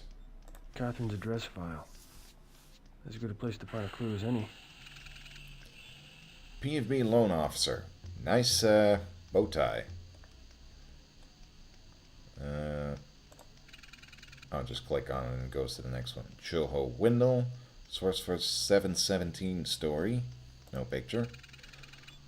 Iris Steele. Hudek and Entkowiaki. Is that Polish? Legal. Draw Wilton's. Wow. A lot of abbreviations here. Lou Brennan. Yeah, that's a cop. Need to check recent leads. Rachel Mull. As I recall, not all of these are as important. Well, Soap Beatty. We do need to check him. Forward dimensions for bugs. Need to check hacker contacts. Soap Smoke Canal Street. And that's all of them. At least the cyberpunk future isn't overcrowded. Overcrowded in what way? You mean the lack of people in this particular office, or what? It is kind of rather quiet for a newsroom, I do realize that. All the Ripper's areas are empty. Yeah, that is also true. Some magazines here, but I can't interact with those.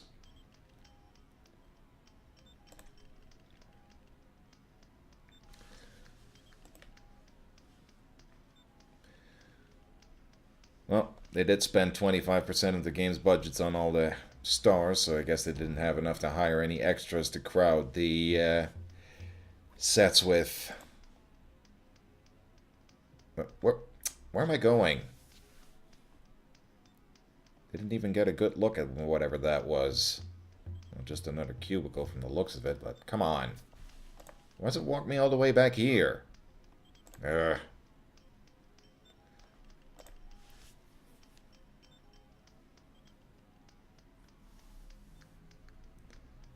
I think they had like 3 meters of green screen. Well, still, you could film one guy at a time and then insert him into a scene somewhere and... I mean, film one guy at a time and put them all together in one scene, is what I'm trying to say.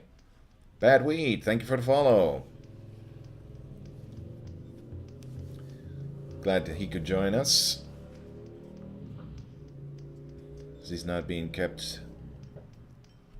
or not busy right now with his Nintendo Wii challenge or the Star Wars challenge that he's doing. You should all go watch that. Good stuff. Hey, Bad Weed, or Tino, whichever you like. Okay, no. Couldn't do anything with that computer, so let's just get the decking already. I guess that whole other path I was trying to investigate was a complete red herring.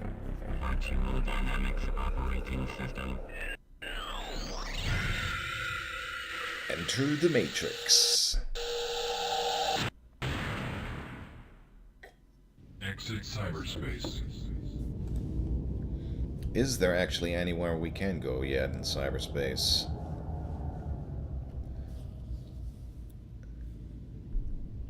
A lot of icons floating about, but we're not stopping at any of them. Cyberspace. Cyberspace in this game is just freaking weird. All the mountains and purple sky and whatnot, and freaky skulls and ships. But yeah, we work on we investigate the library. That is true. Really is like an ATI demo. Whoa, that was like something out of a Goosebumps episode. I could use some help here. You're a human presence, I assume. Everyone at a service desk is. The library doesn't use smart sprites for public interface. You don't read much, do you? No, sir, I'm just a reporter. Ma'am. Also, that's some pretty... what is the word? Ostentatious outfit for a librarian. Did you see a woman named Renee Stein recently?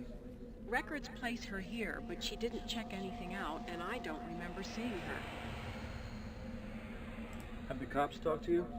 They asked questions, but I couldn't tell them much.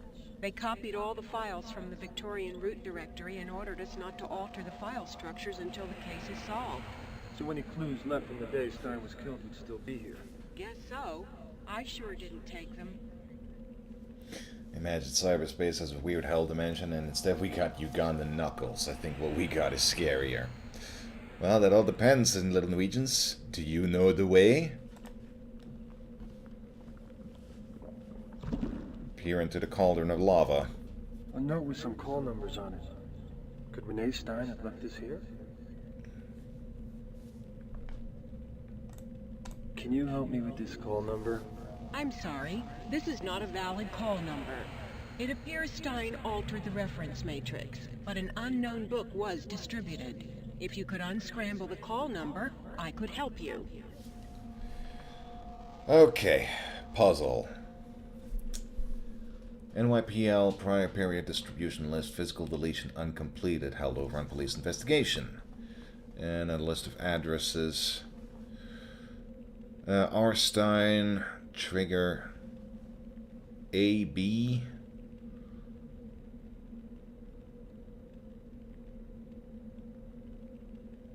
Yeah, you have to fill in the blanks here.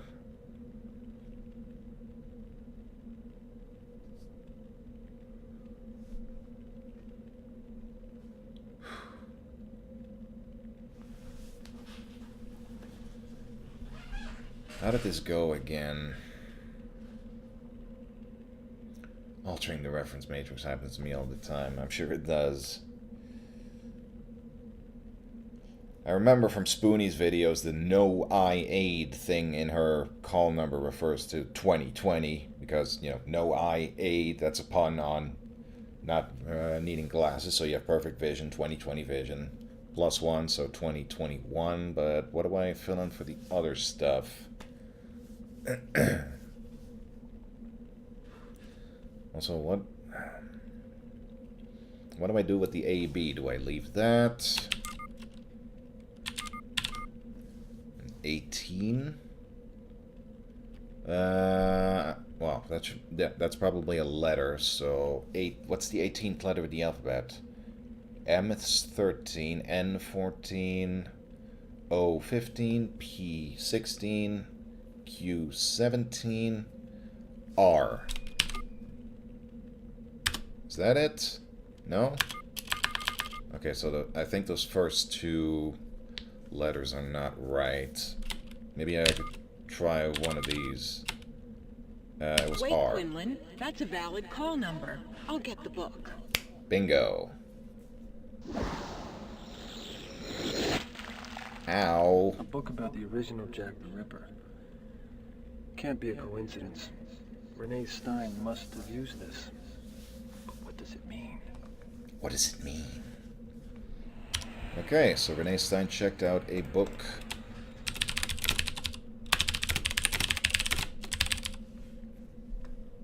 About Jack the Ripper.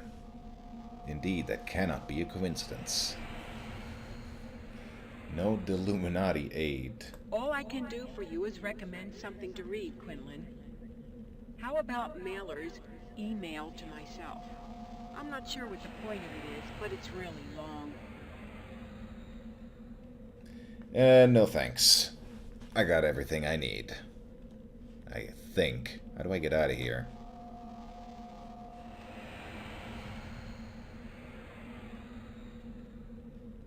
I can talk to her some more.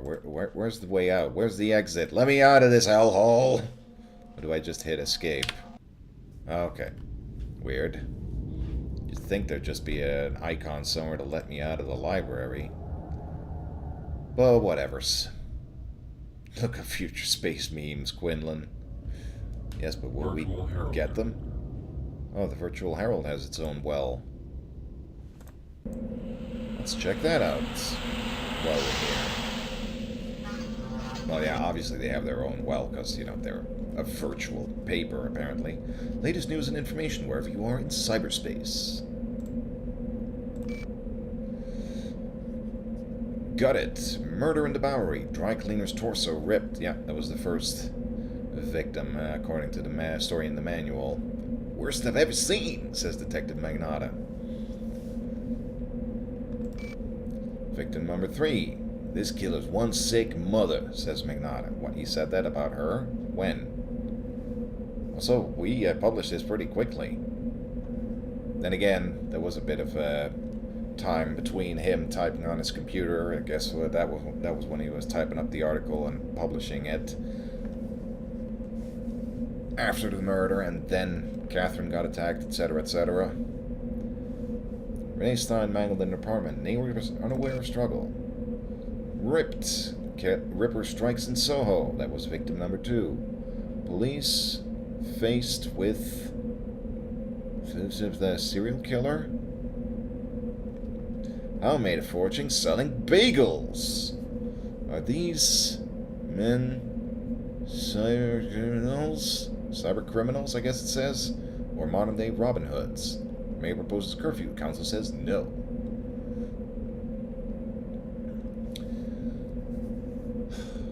Could your sequence break the game in cyberspace? Just punching in the password if you know it. Well, you probably could, but you can't access any icons for the other wells if you haven't heard someone talk about them before. So, in that sense... Oh! Could just click view this whole time to get a close-up view of the damn cover. But yeah, not that illuminating or nothing. Psychic Madam Wanda gives warning. Hang on. November 16, 2040. So the current year is 2040. Yes? November 2040. But the card in... Okay, no, okay. Yeah, the card in Catherine's apartment said 40 as well. I thought it said 42 for some reason. Weird. I thought the current year was 42.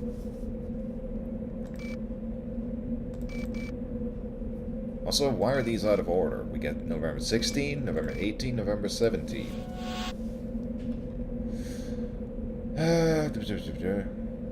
Oh yeah, cyber criminals are modern, a vicious serial killer. Interview with the youngest astronaut in history. My mom made me do it. One man's story. Top 10 virtual websites. Fascinating. Nothing we didn't already know, but you know. I had to check it out. More icons we can't access. Ew. Exit cyberspace. Yeah, let's get out of this virtual nightmare. Get on with the investigation in the real world.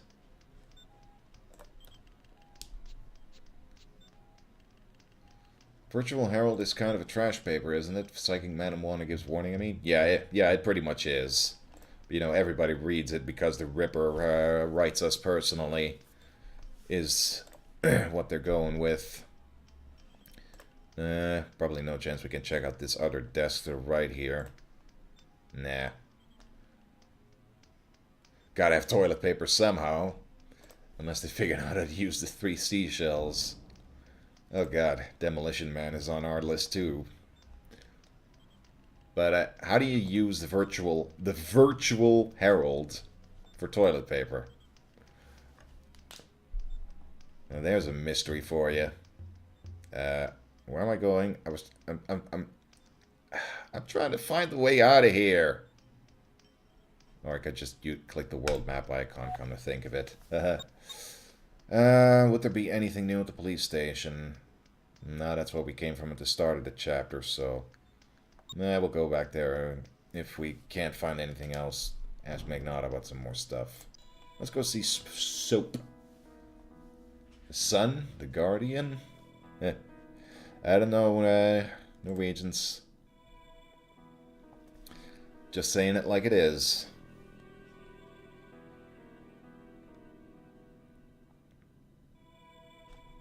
Just 1 second before we bother him.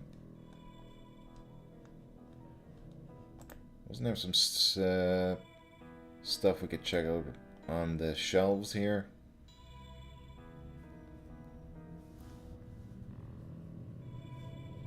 No, no. Why are you heading towards the door? Stop!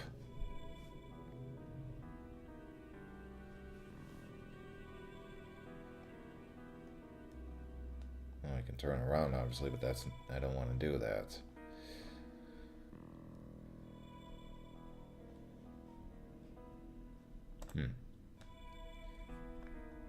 Like, there's some interesting shelves on the left over there. Even kind of glances in that direction, but can't do anything with it.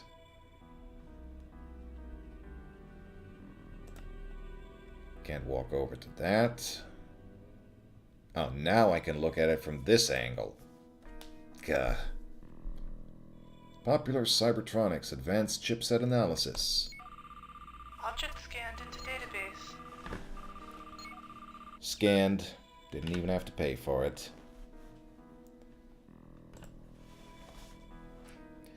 Anything else? No? Seriously? That's it? Let's see. Can I examine any other part of the shelf? Or does it just show me the same magazine every time? I guess so.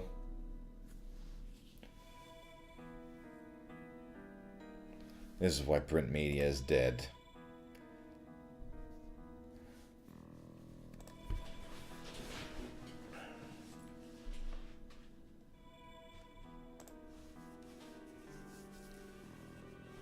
Yep, them's the breaks. Digital media are the future. Okay, and as I see, the buy timer is just about to run out. Let me pause the game timer real quick. Wrong timer.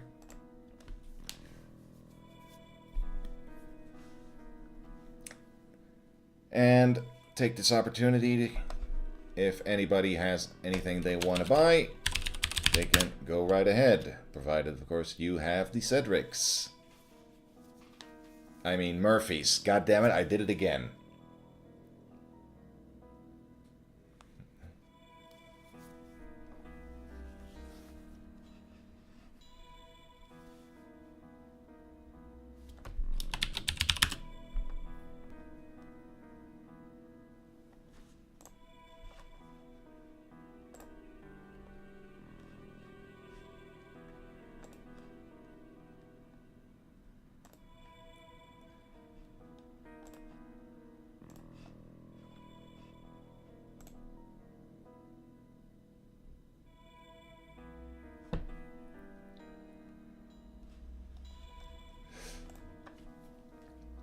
Yeah, I gave everyone, or well, I made a list of different ranks depending on how many hours everyone has spent in the channel, based around FMV characters, of course.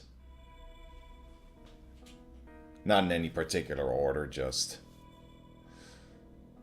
Yeah, we'd already established Hugh Christensen has a fair amount. Little Norwegians has enough to buy a game if he wants.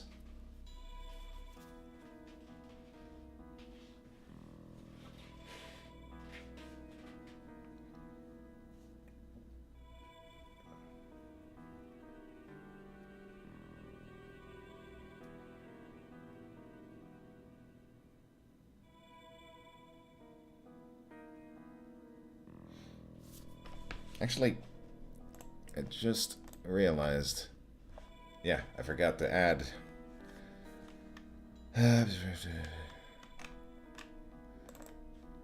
Forgot to add in the buy-in for the actual command to buy a game.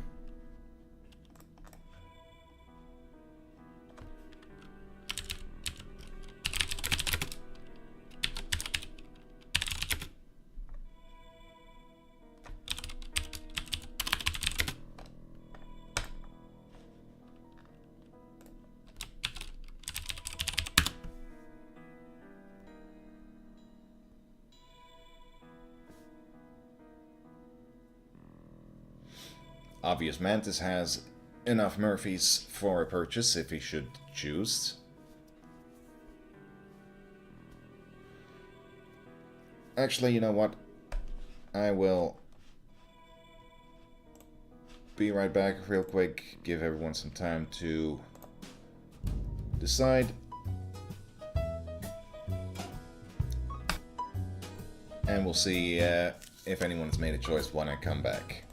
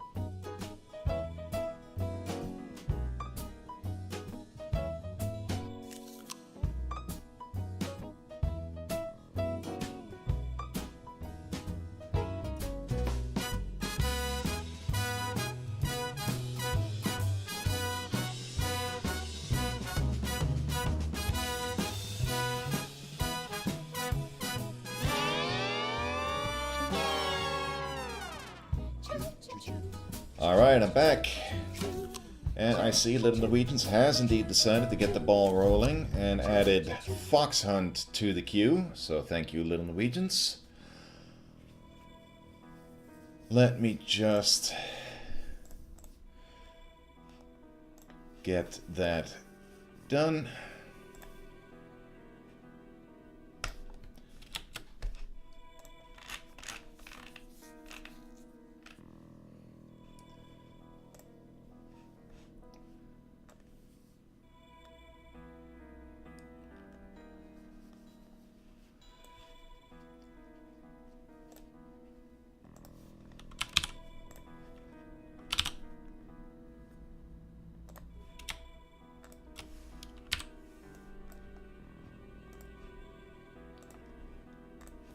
One second, guys. There we go. Fox Hunt added. Thank you, Little Norwegians.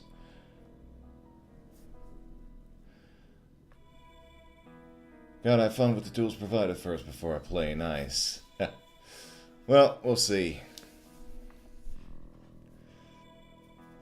how that goes when the time comes. So, reset the buys timer. Yeah. And resume the game timer as we resume the game and finally get to talk to this guy who's been fiddling around with his little gadget for God knows how long. Nothing on his desk I can do anything with. Hey, we gotta play the good stuff and the bad stuff on this thing, Norwegian, so you're forgiven. Your choices are entirely your own business. So, Beatty? Name's Quinlan. I'm a friend of Catherine Powell's. I was wondering when you're going to come by. I read about Catherine in the paper. Told her she was getting too close to that maniac. Well, she never told me anything about you. What was she coming to see you about? Take it easy, cowboy. Mine hasn't worked in years. Besides, Catherine didn't dig the training wheels. I was her source, and that was it. Could stand to maybe turn up the light in the shop a little. This game is pretty dark overall, I'm noticing. Not just, you know, in the tone of the story. What did you do for Catherine? Like I do for anybody. I do what needs doing. I run a little B&E in the net, melt some ice, do a little handwriting analysis. Hey, I got my code for everything. Well, selling smoke and melting ice don't go together. Strange qualifications for a shopkeeper. Hey, in the net, everything isn't linked, Quinlan. The shop is the shop. In cyberspace, I can walk. I can run. I can fucking dance, baby. Another good line there. What do you sell? Whatever you need, Mr. Quinlan. Whatever you need. Just received a full shipment of Virginia red leaf, laced with lucitrell. Got a full range of smart drugs. You know, to catch the Ripper, you're gonna have to outthink him. And for what Catherine tells me, you can use chemical assistance. Well, thanks very much. Awfully forward there with the drugs and all that. Such a cyberspace cowboy. What was she investigating? She was trying to make a connection between the Ripper's murder victims. Okay, straight to the point. Short answer. So you're like a deck jock then? Are there any new innovations in cyberspace I should know about? Like one of them Notional hacker engineering types. made some big advances, but the basic idea is still the same. Most of the angels you meet will be pre-packaged product from Trans-Tech or Rembus environment. Only the Ace Angels can design their own wings. So there shouldn't be any surprises waiting for me? I didn't say that. I mean, it's just that things will look familiar.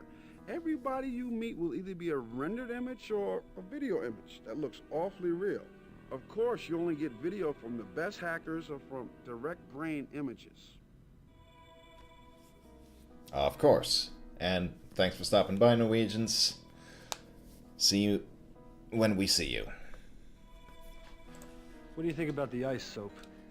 Why are you so worried about ice? I have a feeling it's going to get worse. Your girlfriend had the same feeling. There's some really bizarre stuff on the net these days. Ever since Rembus came up with that software with the Ice Maker program. You know, anybody with a deck can construct their own ice. Bizarre stuff. Oh yeah, attack dogs, giant rats, minefields, monkey balls, you name it. I can't tell you how to prepare for that world, brother. You's on your own. Oh boy. That does sound pretty disturbing altogether. Still digging for dirt on your girlfriend, Quinlan? You got to keep an eye on a woman. Wink, wink. Yeah, all that ice stuff, that's definitely gonna be a lot of fun when we get to it.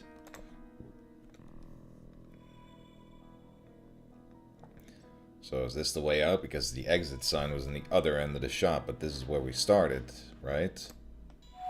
Yeah. Again, could have just used the icon at the top of the screen, but whatever. Okay, let's finally head over to the Tribeca Center. Switch discs. Sort of. This disc is already in there.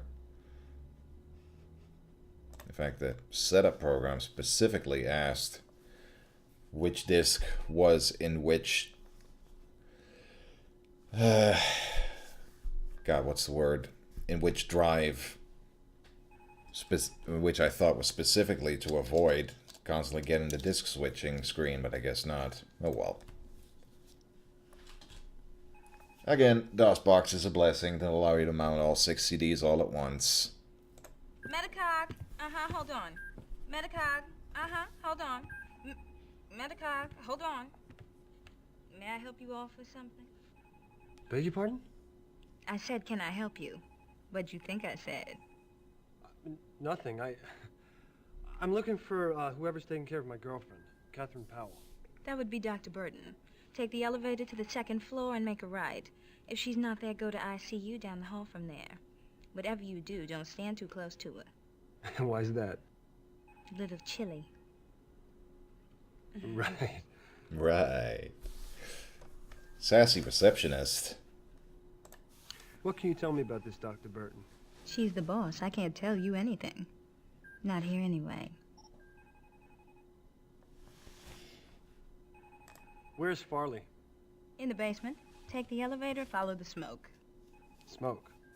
Yeah. As you know, Farley's not the cleanest pathologist going. But we haven't had any complaints from his patients yet. And he's a soft touch for a smoke. If it wasn't for him, we'd never have any fun around here. Well, yeah, of course his patients aren't going to complain considering they're all dead. Don't explain the joke.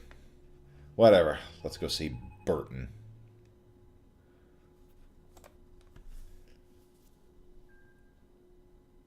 Oh, God.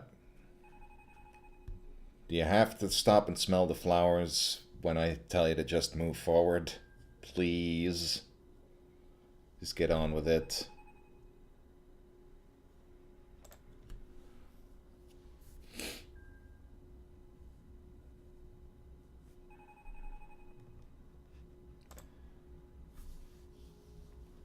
Oh, well, simple, straightforward elevator at least.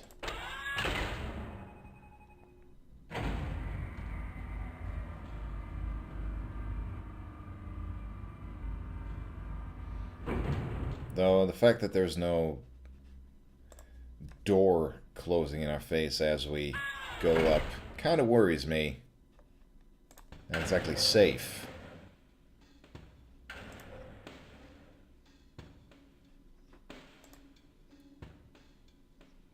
Ah, more of that wonderful music. And more random hallways that don't have anything in them whatsoever.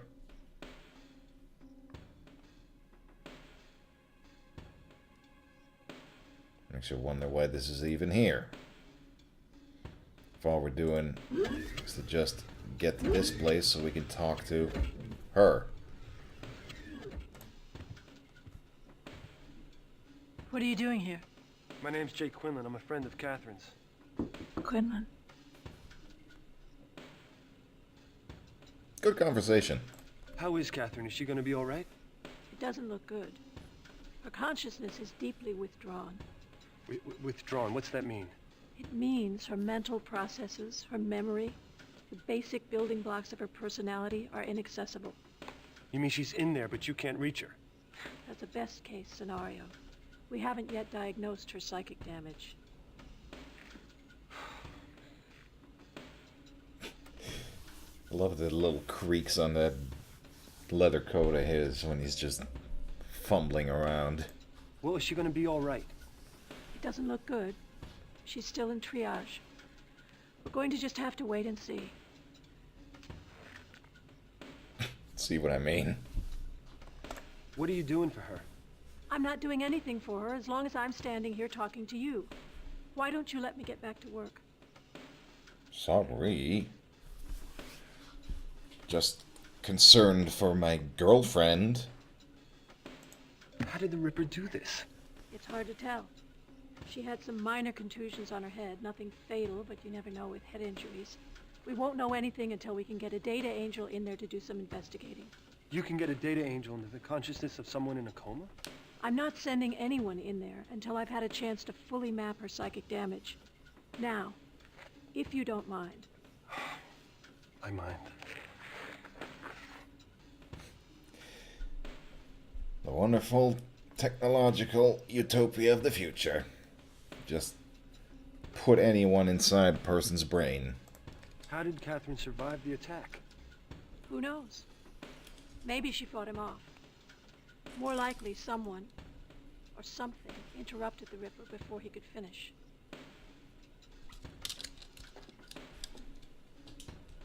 Uh-huh. Well, that's a mystery. Hello, Doctor. Where are we going this time? You here to check on Miss Powell? Yeah. She looks pretty bad. Is there anything you can do for her?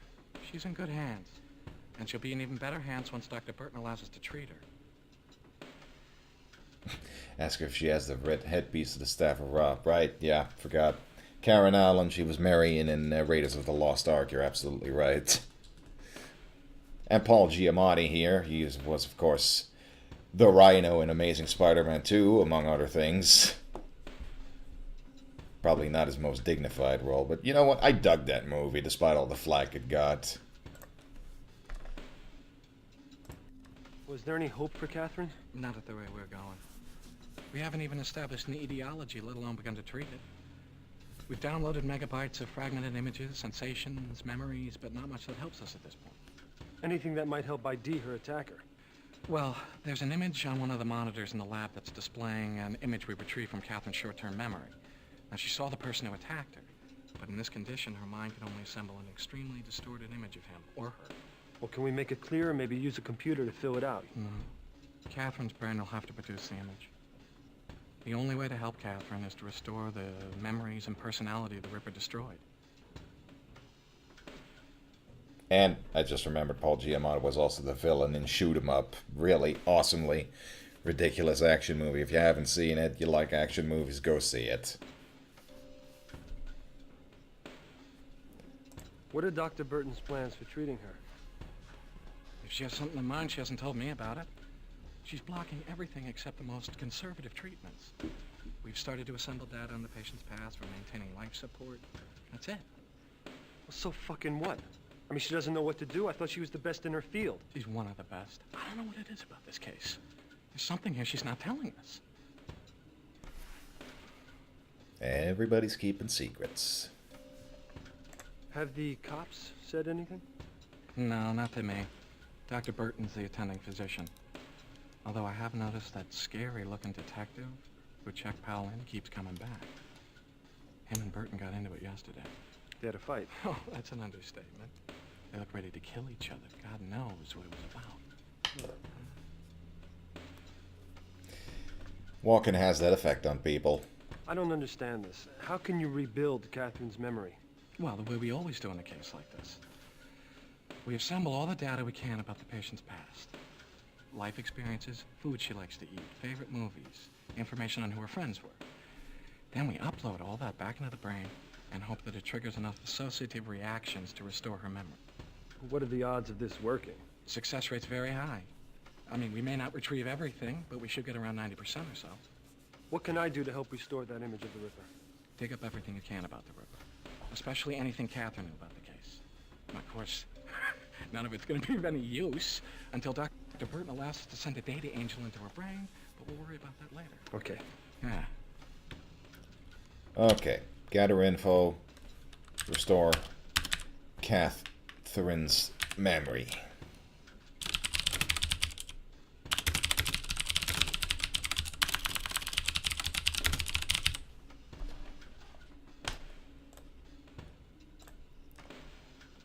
Your friend's in stable condition, Quinlan, but she's not getting any better. And the image of the Ripper isn't getting any clearer. And get a data angel in there first and foremost.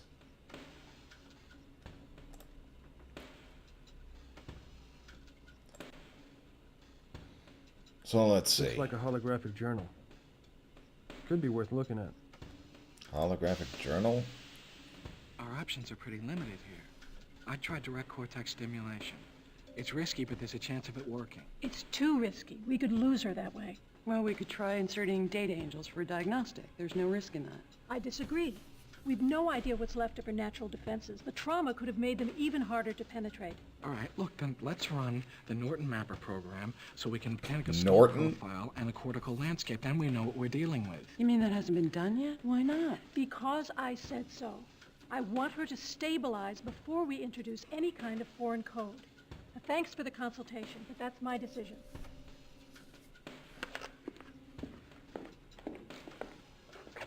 How much more stable does she want the woman? She's in a coma. What's her problem? She won't do anything. We're supposed to just watch this patient die? She's in charge. There's not much we can do. Okay, so who filmed this and why?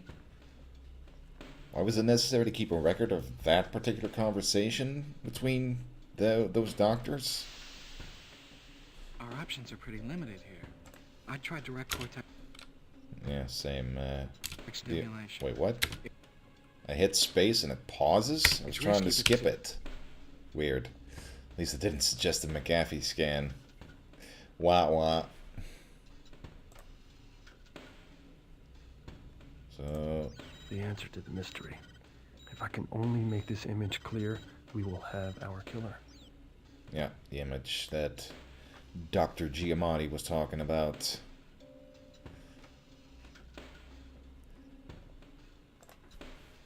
Let's see, can we actually find Catherine anywhere in this dad-blasted floating heck hole of a mother-talking hospital ward?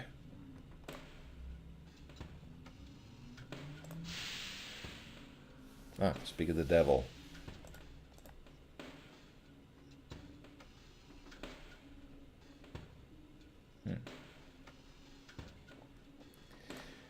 Well, she's not doing a whole lot, obviously, because she's in a coma.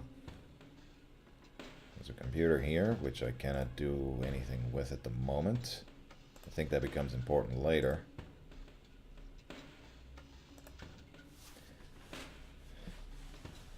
Can't do anything with Catherine herself either, for better or worse. Yeah, okay.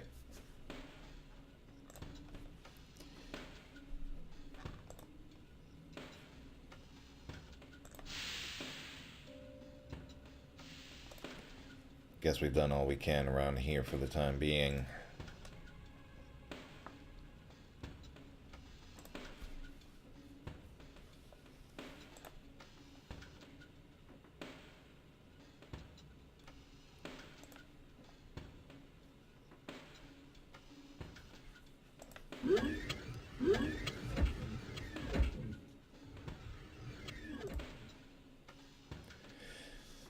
So we gotta make our way all the way back the way we came out of the... No, we don't have to, actually. Now I finally remember there's a damn shortcut to just go to the map. Oh yeah, we haven't checked out the Wofford Cottage yet.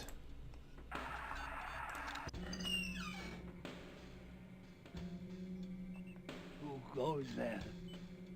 Murderer! Murderer! Of the English language, maybe. I'm just a journalist. Beware you. I've got weapons here that can render you helpless. Relax, old timer. I'm not here to hurt anybody. I'm just after some information. It's one of those weapons an umbrella. Stand in my domain, and the question is, who are you? Speak quickly. I'm Jake Quinlan from the Virtual Herald. Quinlan. Quinlan, I know that name. You're the one who speaks for the Ripper. No, I don't speak for him. He just writes me letters and we print them. They're news. But who are you? I thought the owner of this house was dead. One of them is my twin brother, Hamilton. And he finished what he called the most fascinating project of his life. And then I found him, shot dead right here in this room. And I thought he'd just fallen asleep. Burgess Meredith, aka the Penguin from the 60s Batman series, in his final role. Take a bow, everyone.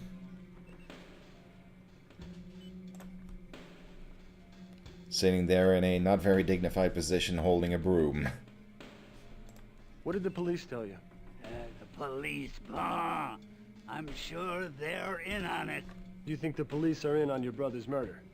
It's obvious. The way they were rooting around in Hamilton's work. Kept asking him for his well address. And threatened to lock me up if I didn't tell them. But they got nothing out of me. They took away cartons of his discs. But they won't find anything there. Hamilton was too smart for them to. Was the cop a guy named Magnata? Yeah. Yes. I should have vaporized him. You'll get nothing out of me. Sure. I think that's a pretty serious offense to vaporize a guy.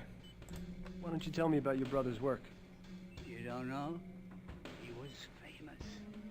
Or he should have been. He built virtual worlds.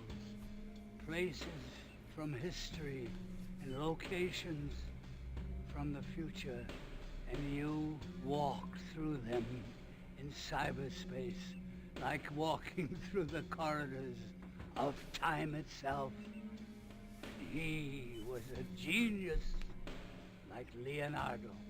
What was he working on in the end? As I told you, mum's the word, as he would say. And all I know, it was something involving stranger research than usual. And he came out of cyberspace one night and he told me he'd spent the day in an English music hall. And that's all I can remember. Wow. Cryptic. Yeah, 60s Batman was a lot of fun, of course. I haven't actually seen him in Rocky. I haven't seen Rocky, period, is what I mean, but yeah. Who was your brother working for? What makes you so sure that I know? We all confide in someone. A brother's a good place to start. I don't know. Hamilton. Hey, you alright? He's dead. I know, it's hard. But you must have some way to at least find out who he was working for. My brother thought that he was protecting me, I suppose. Yeah. Of course, how's the killer supposed to know he didn't tell me everything? Besides, I'm trustworthy as the day is long. It's not like I'm gonna tell anyone about his secret. hiding places. Excuse me, what are you talking about? What about hiding places? You know about the hiding places, huh? Huh? Well, then, you know more than I do. Hamilton was like Leonardo. I tell you, with devices and concealments, components hidden in secret compartments all over the blasted house. If I could just find them, I could plug them in and get his, well, address. But I don't know where the hell half of them are anymore. Maybe I should just clean the whole place out and move. Well, in other words, I have to locate and unlock secret compartments in this cottage to find the address to Hamilton's cyberspace well? Well, yeah, that's the idea. Doubt you're clever enough to do it, though. Doubt you can do it. Thanks for the vote of confidence, Penguin. You snoop around too much. For your own good. I'm more dangerous than I look. I warn you. Also, I'm pretty sure they just glued that goatee on him. Poor guy. Really did not get a lot of dignity in the end. So, yeah. We gotta do some puzzling around here from the sound of it, and from what I remember.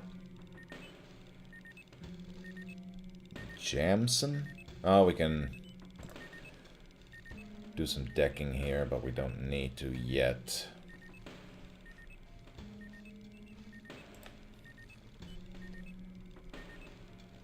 God, I know I keep saying this, but this place is really goddamn dark. Or it could just be my monitor. Everything looks fine on the other screen. That's probably the way out, but I don't... Or... Okay, no, it's not the way out.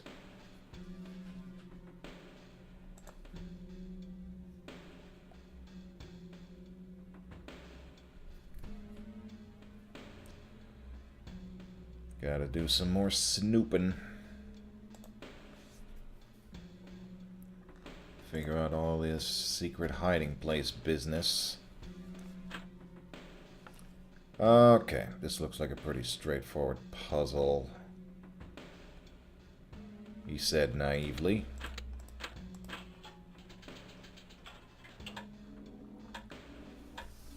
Did not mean to release the ball yet. I was still figuring out what everything was, but okay.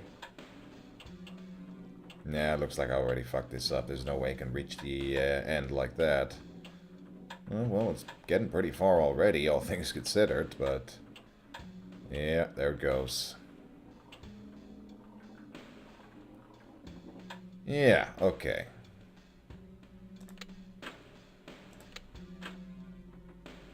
So just click anywhere to start it.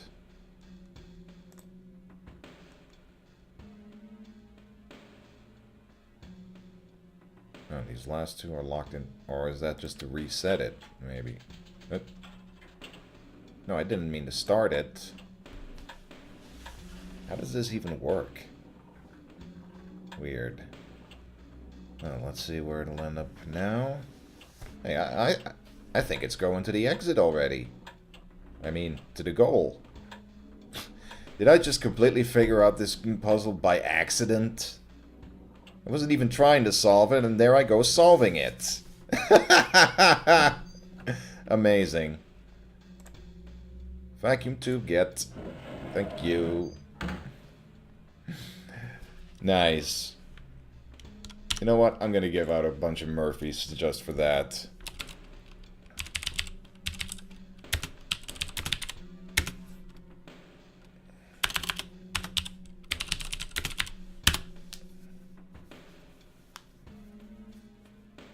I hope that's the right command, by the way.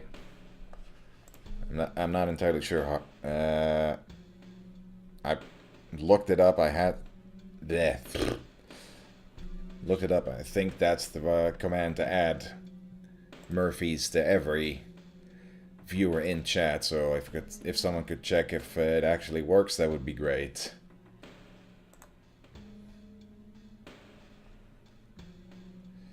Yeah, I wanted to save after solving that just 'cause.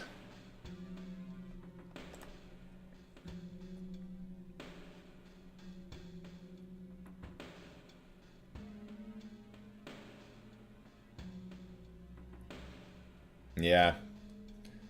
If you don't know what your Murphy count was before, then it becomes a bit hard to keep track of. Do it again.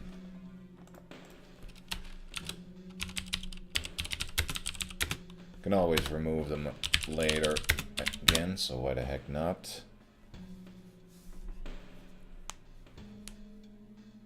Okay, it does work. Good to know.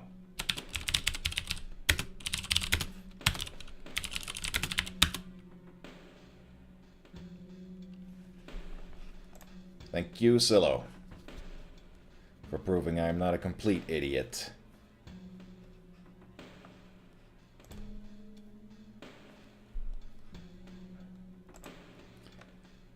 Okay, you gotta do some futzing about with time zones and whatnot for some of the puzzles in here.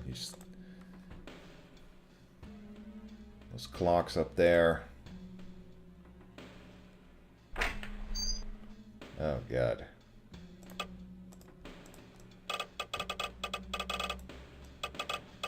Yeah, you gotta set these to specific times to get a certain thing. Oh, God, it's so dark I can't even make out the individual but. Okay, you know what? I'm gonna stop bitching about how dark my screen is, and I'm actually gonna do something about it for once. If I can find the controls.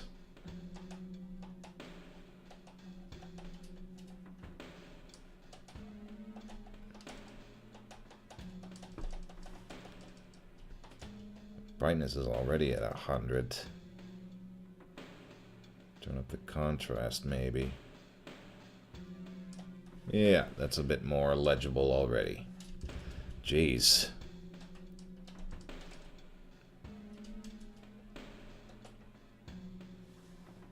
Actually, I think that might have been too much, but whatever.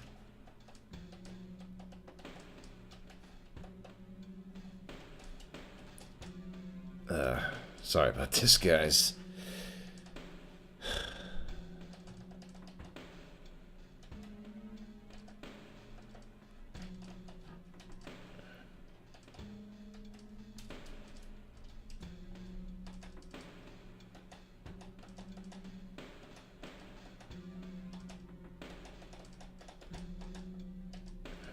I really need to buy a new monitor already.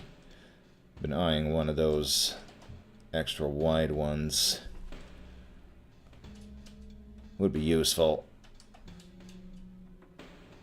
But, you know, I'm unfortunately not made of money like most people.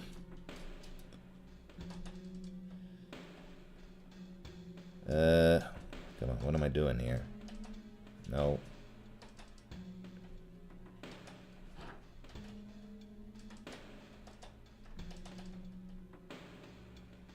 Oh, hey. That looks a lot better. There we go. Good. Okay, clocks. Okay.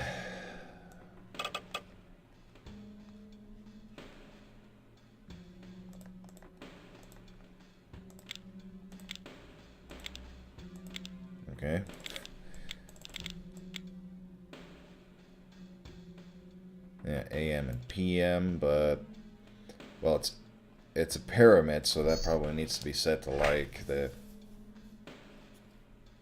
time in Egypt, but I don't know how I think to start you need to know what time to base it off to begin with, and then, you know, adjust it per time zone, I guess. This chart isn't very clear either. I don't know. We'll come back to it eventually.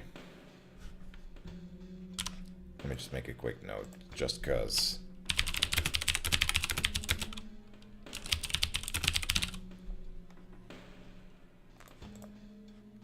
Okay. That's not important. Door under the stairs. Where does that lead? Maybe it doesn't lead anywhere because it doesn't look like we're going to be walking in that direction. That was just a solid black wall. Not even to do with my monitor there. This game just is that dark. What's this? Patent award to Covington Wofford. First patent awarded 10511. That's probably important. I should, yeah, obviously write that down.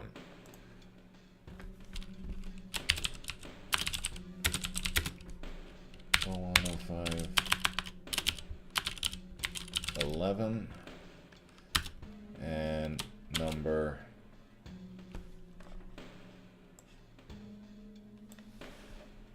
let me just make sure I'm reading this right. P2X2561275A.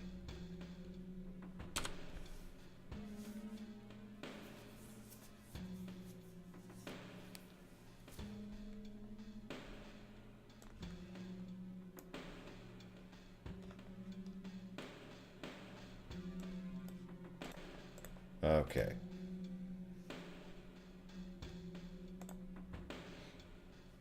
I don't know what to say, Silo. I don't usually have this problem. Just that the game has a lot of very, very dark environments. So I'm only noticing it now, I guess.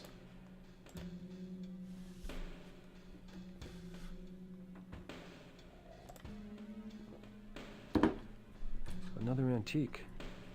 The Woffords have quite a collection.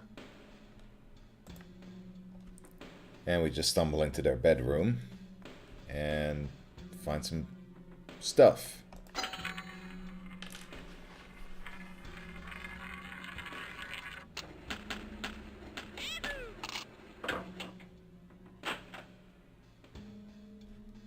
One.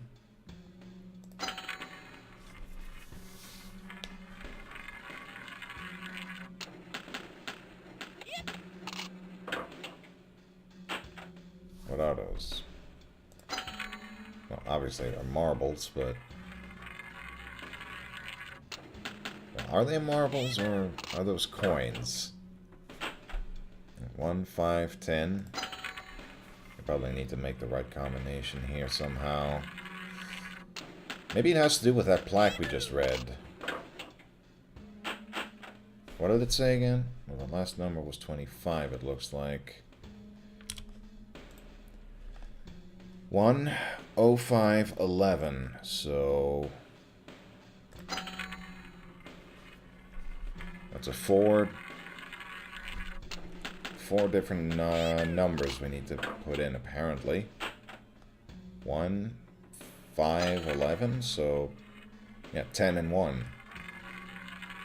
Third button was 10, as I recall. As I recall, I saw it like a second ago, and I'm already like, I think that was it. Really paying attention here. Yeah, 1, 5, 10, and then 1 makes 1, 5, 11, I guess.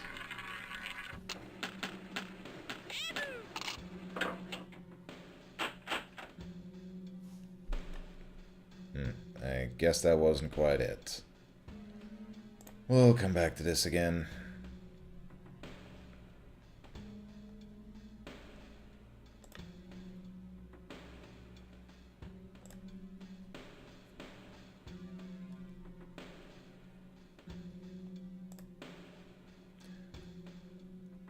Excuse me.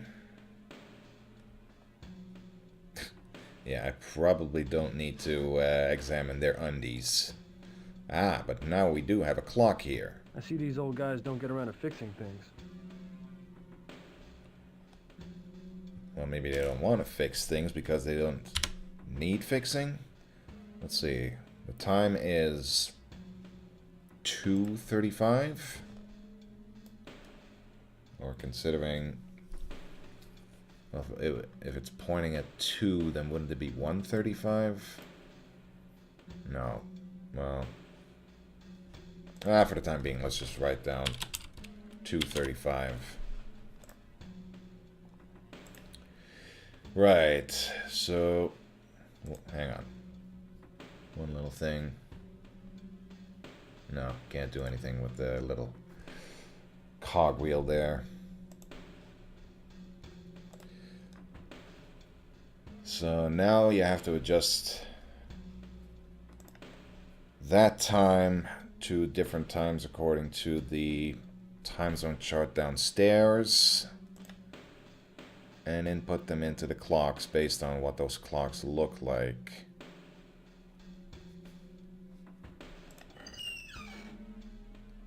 Like, I think the pyramid clock was Egypt, the middle clock, kind of a cuckoo clock, was probably Europe. And the third clock was like a military clock, so you just had to enter the current time in military time. So, if it's 02, I mean, if it's 2:35, then it would be, well, is it the afternoon? Is it the evening? Either way, either 02:35 or 14:35. Could be DOSBox related to, maybe output type. Well, I did have to change DOSBox, my DOSBox settings, set it to a different machine type for the graphics, because normally DOSBox is set to what, the S3 video card. I had to set it to a Visa card because otherwise the in-game graphics looked all distorted and weird. So maybe, I don't know if that has anything to do with it, really.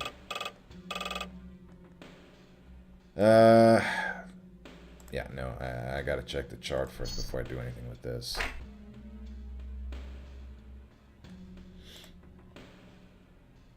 If I can actually make the chart out to begin with. Like I said, it's not very clear.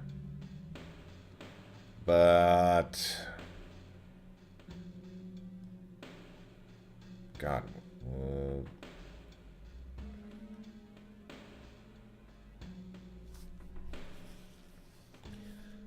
Where even is anything?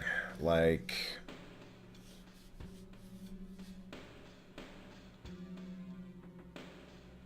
The clock upstairs, is it going by American time? Is it going by the median? Well, assuming it's the median, then how many hours would I have to adjust it for Egypt? Where is Egypt again on the damn map?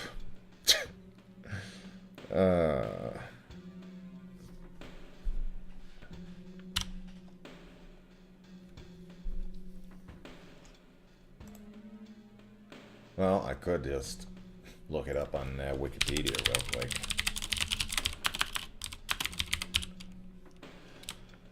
Egypt. Okay, it's in the top right of the African continent.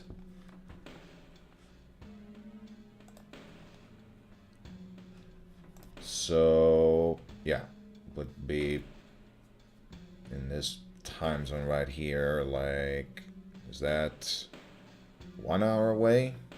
Sort of. Yeah, probably. Or, no, 1 hour, 2 hours.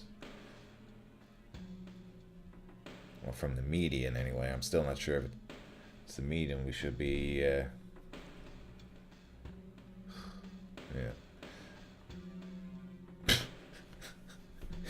Yes, I am Dutch, but I don't know shit about geography, Silo. I know where the Netherlands is, of course.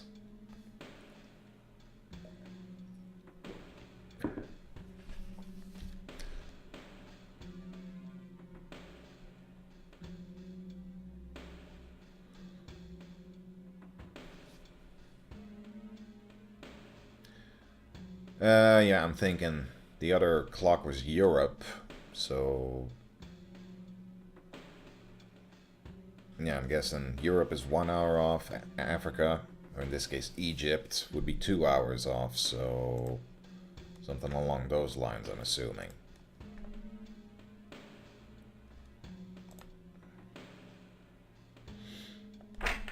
Well, for now, let's set this clock to 14:35. This one in the middle would be 15, right? So 3. Yeah. And this one.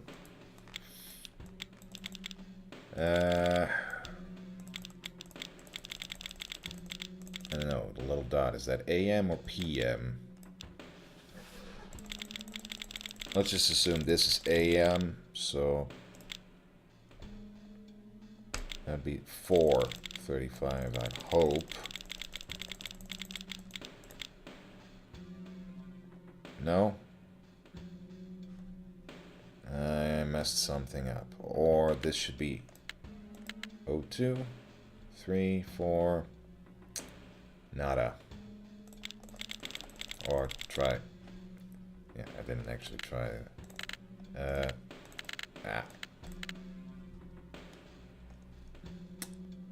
No. Ah, boy. I knew this game had some obtuse puzzles, but...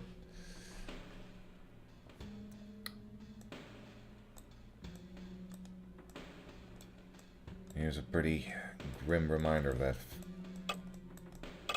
fact. Well, for a second there I thought I couldn't adjust the clock anymore, but no, I still can. Thought maybe that was... hoped maybe that was an indicator of the... Yeah.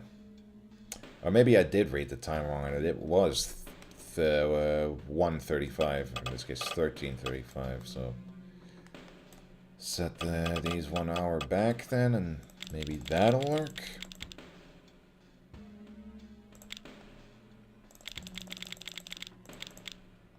No, no such luck.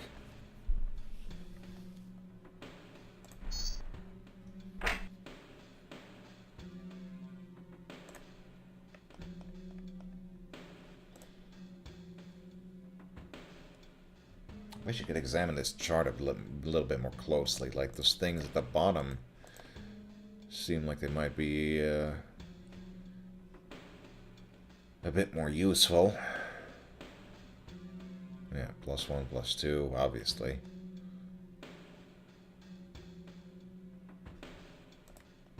Yeah, well, okay.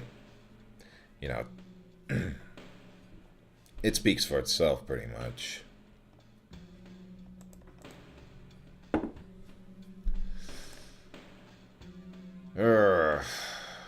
Tricky.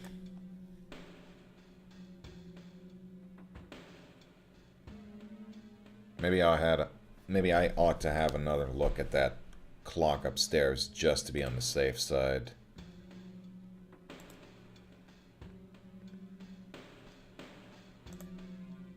No, shit, where am I going? Stop!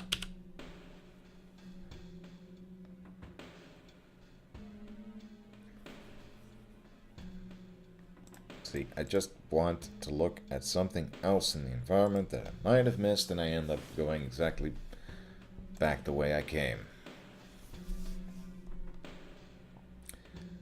Yeah.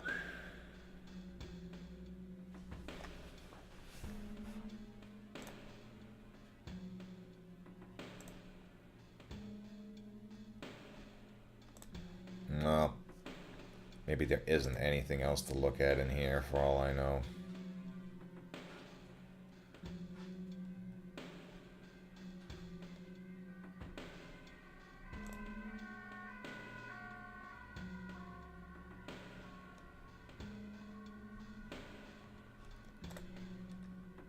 Nope, guess not.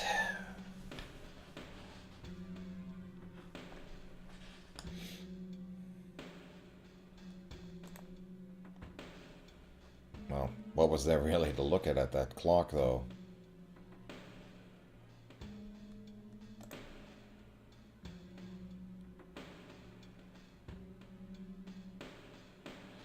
Yeah, this black definitely is important somehow.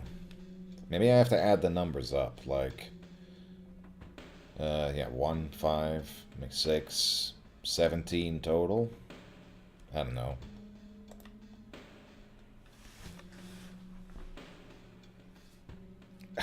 I still can't believe I solved that marble maze thing so quickly. Completely by accident.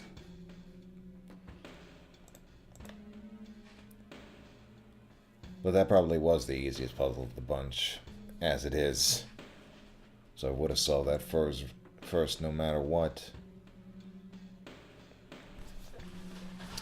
Yeah, all of these puzzles are pretty self-contained. All the clues are here, so I should be able to figure out the answer to these already. 1, 5, 10, and 25. 1, 5, 10. Well, then it should be 10, 5, and then 2, 2. I mean, 1, 1 adds up to 17. If I'm right. Yahoo!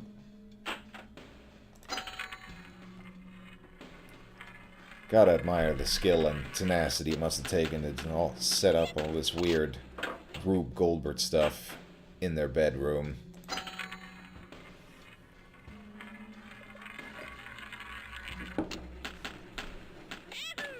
Pretty dang elaborate.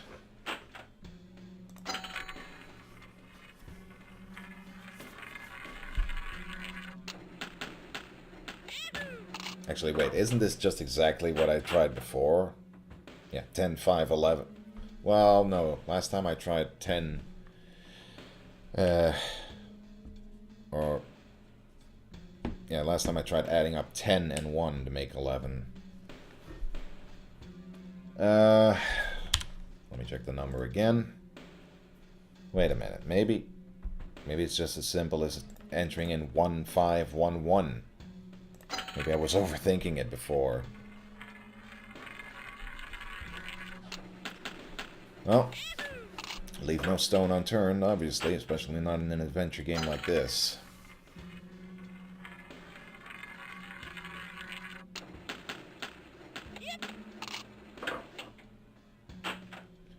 One, 5, another 1. Wish this would move a little faster.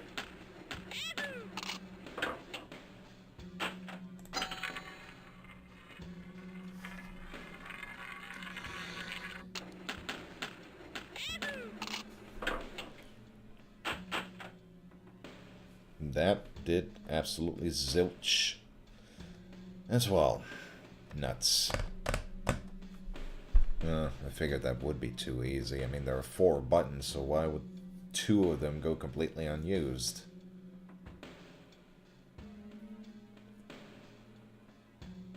$10, 5, 11. Do those numbers mean anything? What about the plaque? I mean, the patent number.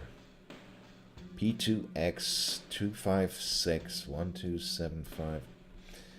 No.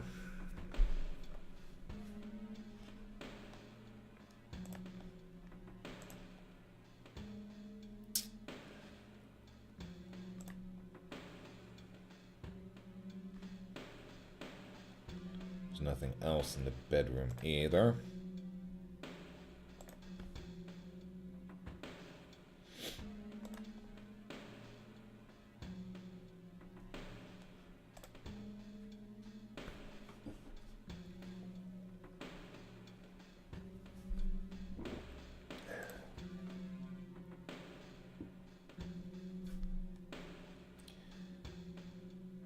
Yeah, as noted, the dials, the hands are just pointing to 235.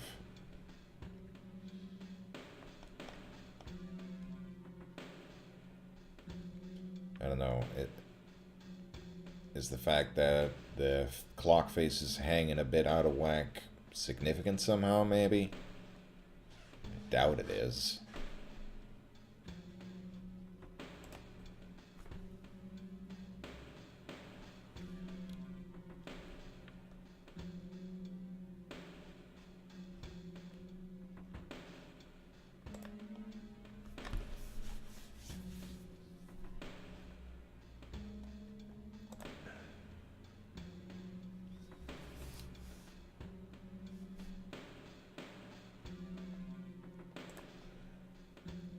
Yeah. I get the feeling we are gonna be here a little while. Okay, I'm gonna try one more thing here. Well, two more things, depending on whether I can figure it out. Maybe if I enter in the numbers in reverse. So 1511 becomes 1151.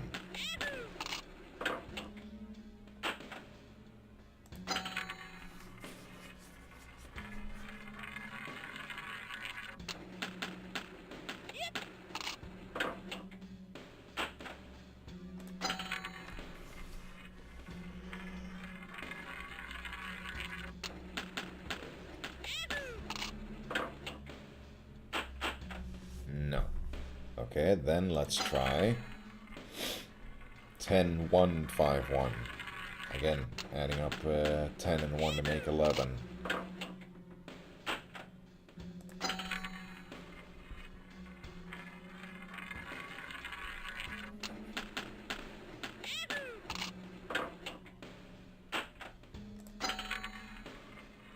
I don't know why you would put in the numbers in reverse, but you know, I gotta try something.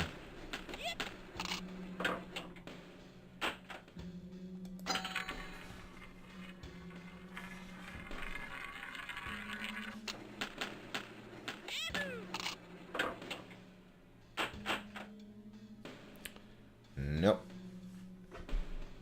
Okay, just to make sure. That is 25, yes. I only saw it really briefly the first time I clicked it because it was the last number to pop up and immediately disappeared again. Yeah, 25 cents.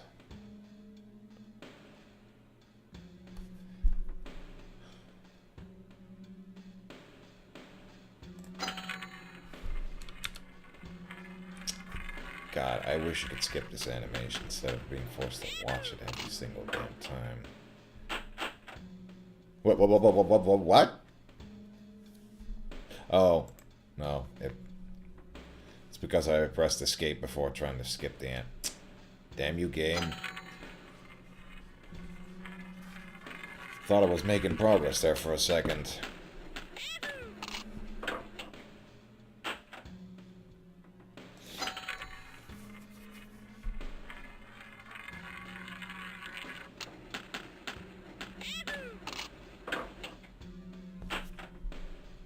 Yeah, okay. Just to confirm, absolutely nothing happened there.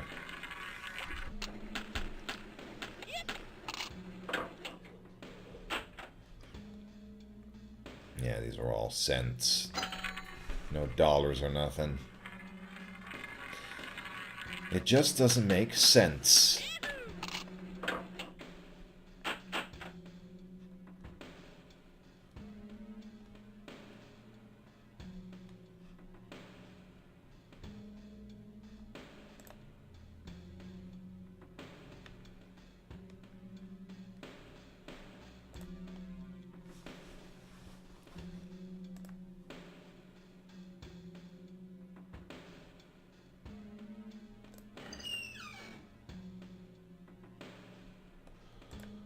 Back down we go.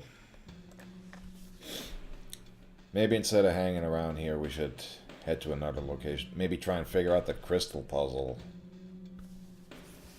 That seems pretty self-contained as well, considering we haven't been able to find any other clues regarding the date or nothing.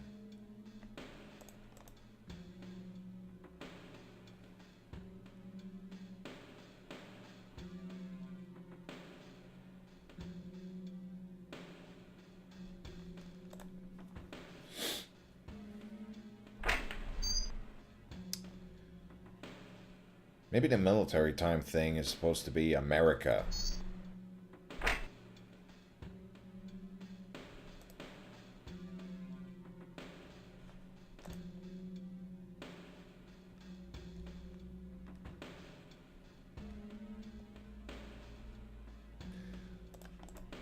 Yeah, you know what?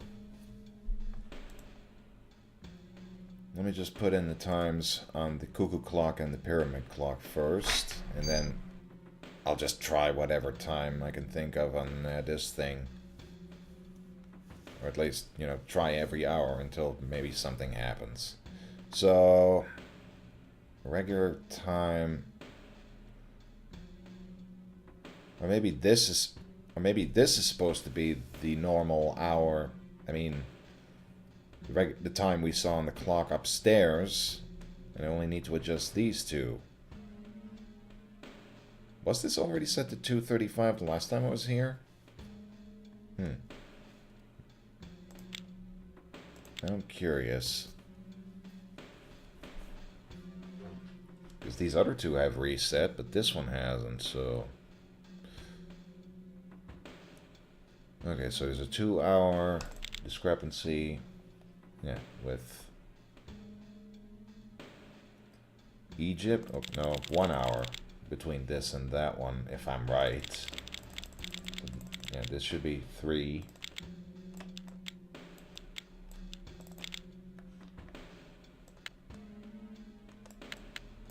So just a 35.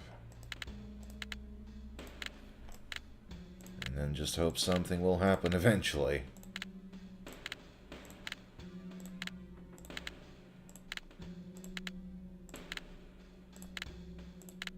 No. I'm still missing something.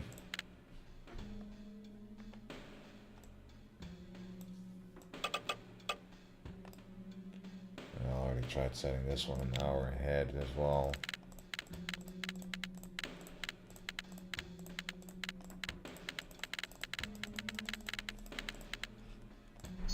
Yeah, okay, I give for now. Oh, and I just noticed buys are open. So in case anyone should want to make a purchase, if they can. If anyone has, in the meantime, earned up to 100 Murphys, they can buy a game to add to the queue.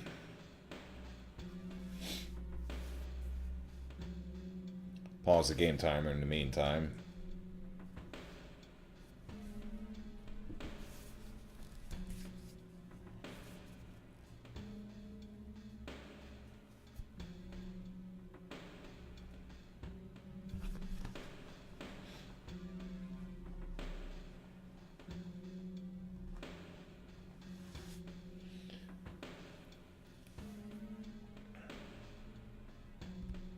No, nothing much yet. That obviously takes a little time to get going.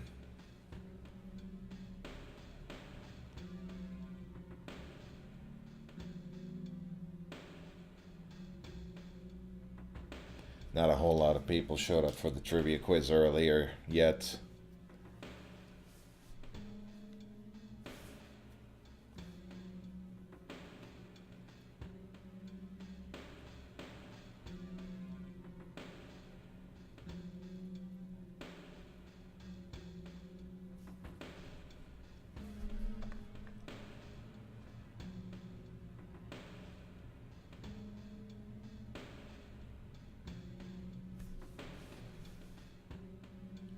Trapsy21, thank you for the follow.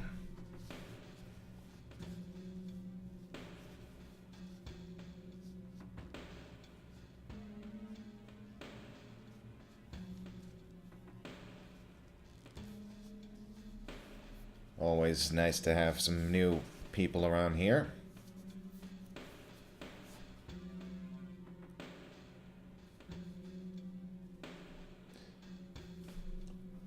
Well, it doesn't look like we'll be having any more buys just yet, so...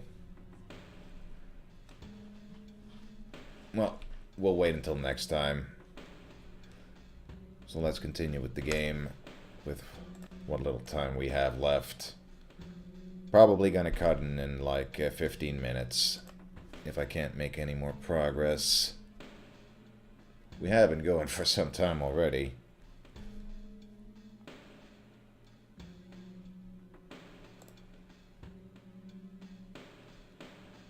Should probably save again just to be on the safe side.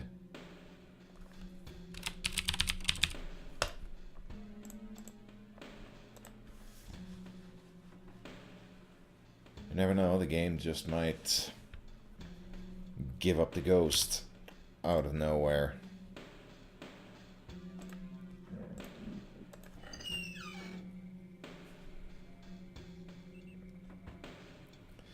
Wasn't there anything... wasn't there anything else in this room, maybe, that I might have to look at? I never actually thought to do that. I didn't mean to go through that door again. Ugh.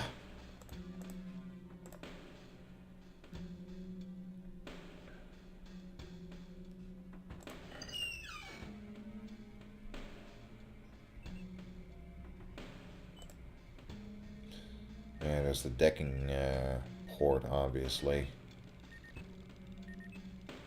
It's Burgess Meredith. Still brandishing that broom. You keep doing you, buddy.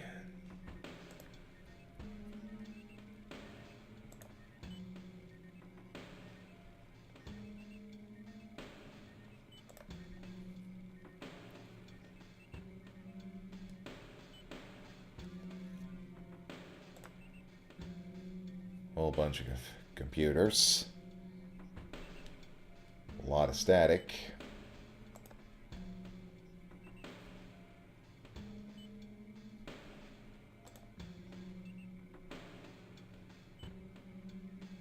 Isn't there supposed to be at least one computer we can interact with?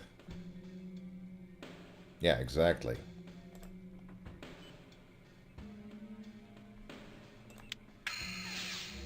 Yeah, this is where we need the vacuum tubes. We already got one from the marble puzzle, but we need two more. Which we get from the clock puzzle and the cash register puzzle. But we're not getting anywhere fast with those at the time, for the time being. Okay, as said, let's try that crystal thing in the apartment here.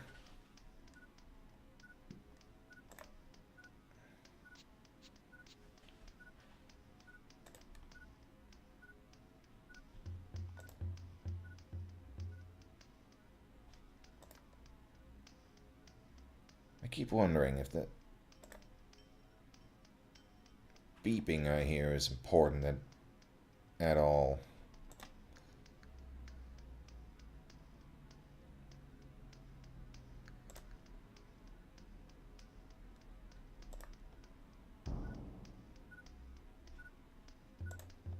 Like, I'm guessing that's the computer over here. There's nothing important about the computer either, was there?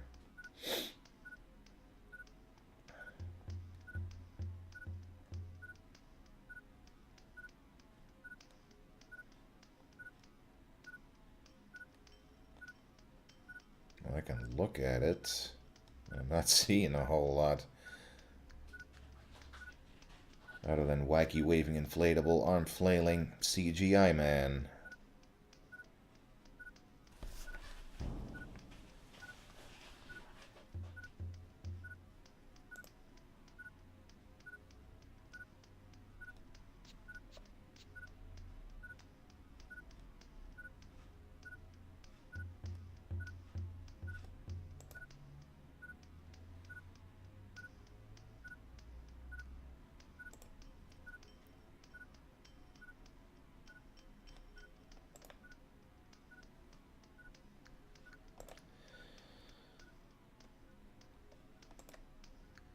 Okay. Again, birthday card. Oh, it even says February 2.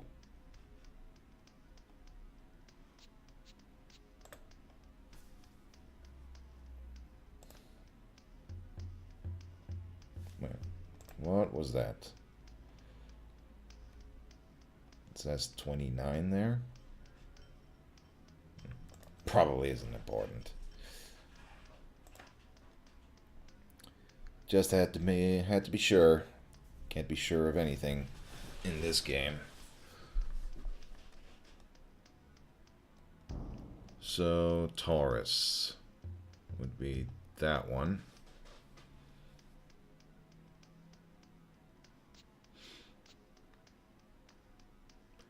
So we have to make that pattern with the crystals.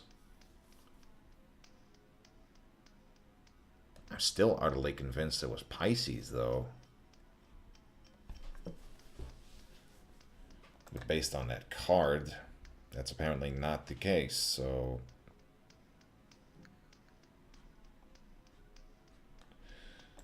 I haven't checked my database in a while. Did I pick up anything else important? Yeah, there's the Ripper book we got in the library. Coffee mug, circuit manual. Salisbury. I wonder what that means. Oh, there we go. Bubba Ho says 10 commandments of memory board assembly. Modern computer memory boards require 4 circuits of 4 chips, with each circuit containing 1 6, 1 9, 1 12, and 1 16-pin chip. Yeah, these things are all important to a much, much later puzzle. Yeah, okay, so this isn't helping us at the moment.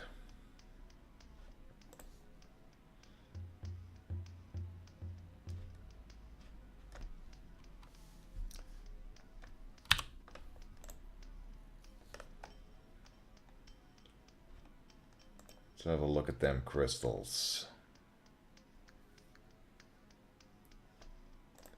Might be able to access his girlfriend's Steam library. Oh well, if they got family sharing, wouldn't even need his girlfriend's computer for that.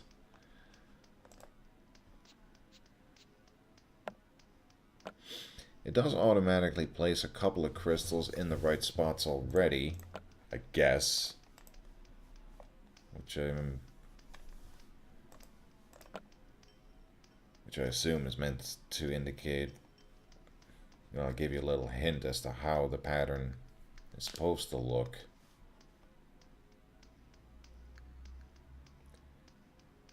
Yeah, let me look up the pattern.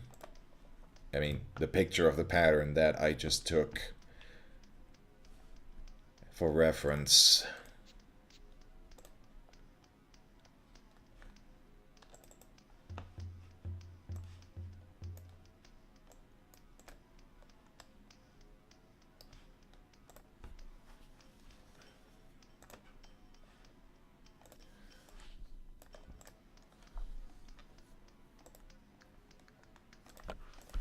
Yeah, the game is really damn finicky about where exactly you place these crystals, from what I remember. Yeah, I'm doing the, what was it, Pisces pattern after all, because I remember it was definitely that one. I'm not sure how you're legitimately supposed to figure that out. Like, the birthday card says 2, but that's a different pattern altogether, so...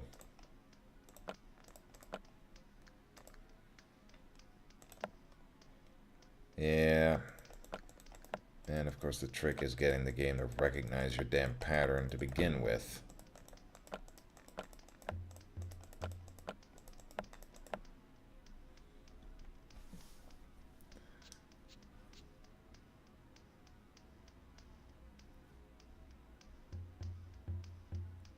Okay, you know what? I know the solution to this already. And I don't mean to make a habit of this. But I think in this case I am justified in just looking up the solution. Because otherwise we'll be here for hours.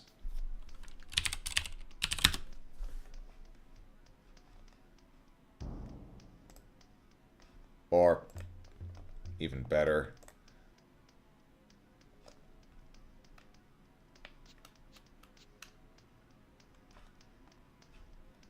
no, I'm checking GameFAQs cheat section for the game, but I thought there was a code to instantly skip any puzzle you were stuck on, but it doesn't say.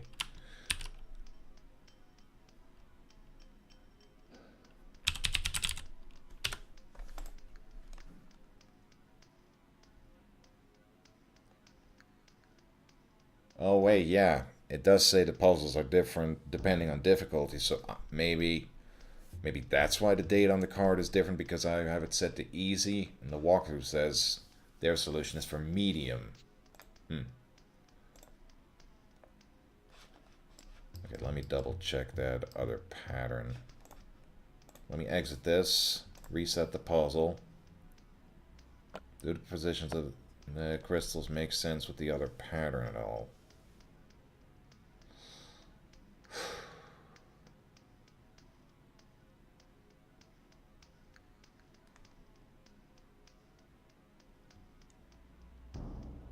Now the solution indicates the crystals are meant to be in these positions too, right? Row 8, column 5. Yeah. Row 5, 9 and 2. Now let's just follow this pattern and see if it works. 2, 1, yeah. 3, 4. And 8. 5, 6, 7, 8. 4, 6.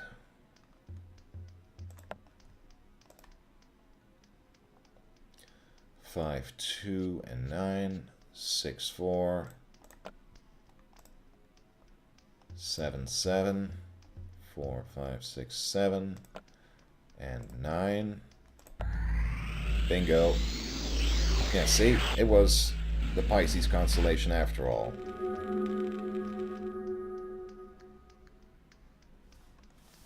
And so I don't know what's up with that. But hey, we solved it.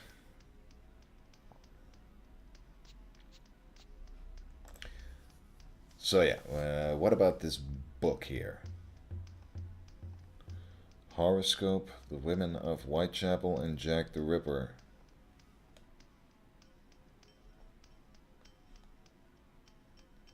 Can we do something with it? Apparently not. So the whole point of the puzzle was just to look at this? Okay, but why though?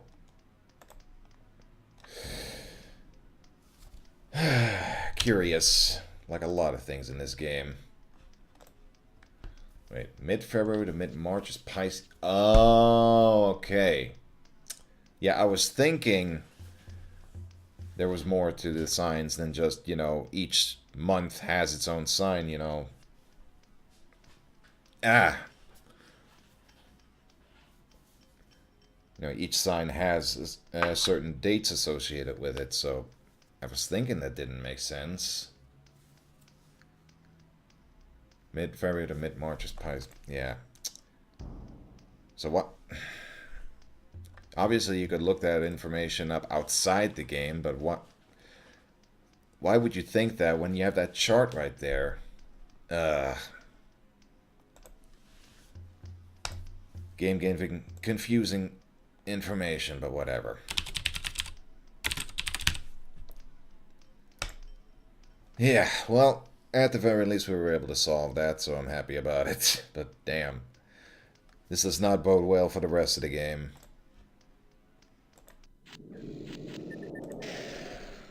But yeah, as I said, we're gonna leave it at there for now.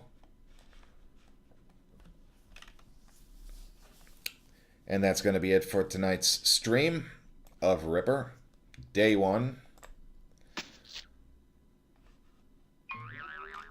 We have made a decent bit of progress already in the couple of hours that we've played this so far. But we still got a long way to go. So I hope you'll all join me again next time when we continue the game. I'm not entirely sure yet when I'll be streaming next time. If not, at any point throughout the next week, then probably next week. And again, I won't be streaming tomorrow because I'm gonna go see Deadpool 2 at the cinema. Should hopefully be a lot of fun. But this was a lot of fun as well. Glad you guys could all join me here tonight. while I'm at it, let me hand out one Cedric to all, one Murphy to all viewers.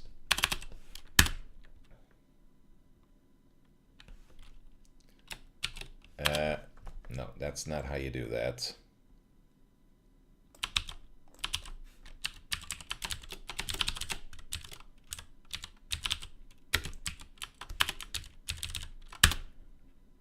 There we go. So once again, thank you all for watching. Hope you all had fun, and see you all next time as we continue our chase for the Ripper. Good night.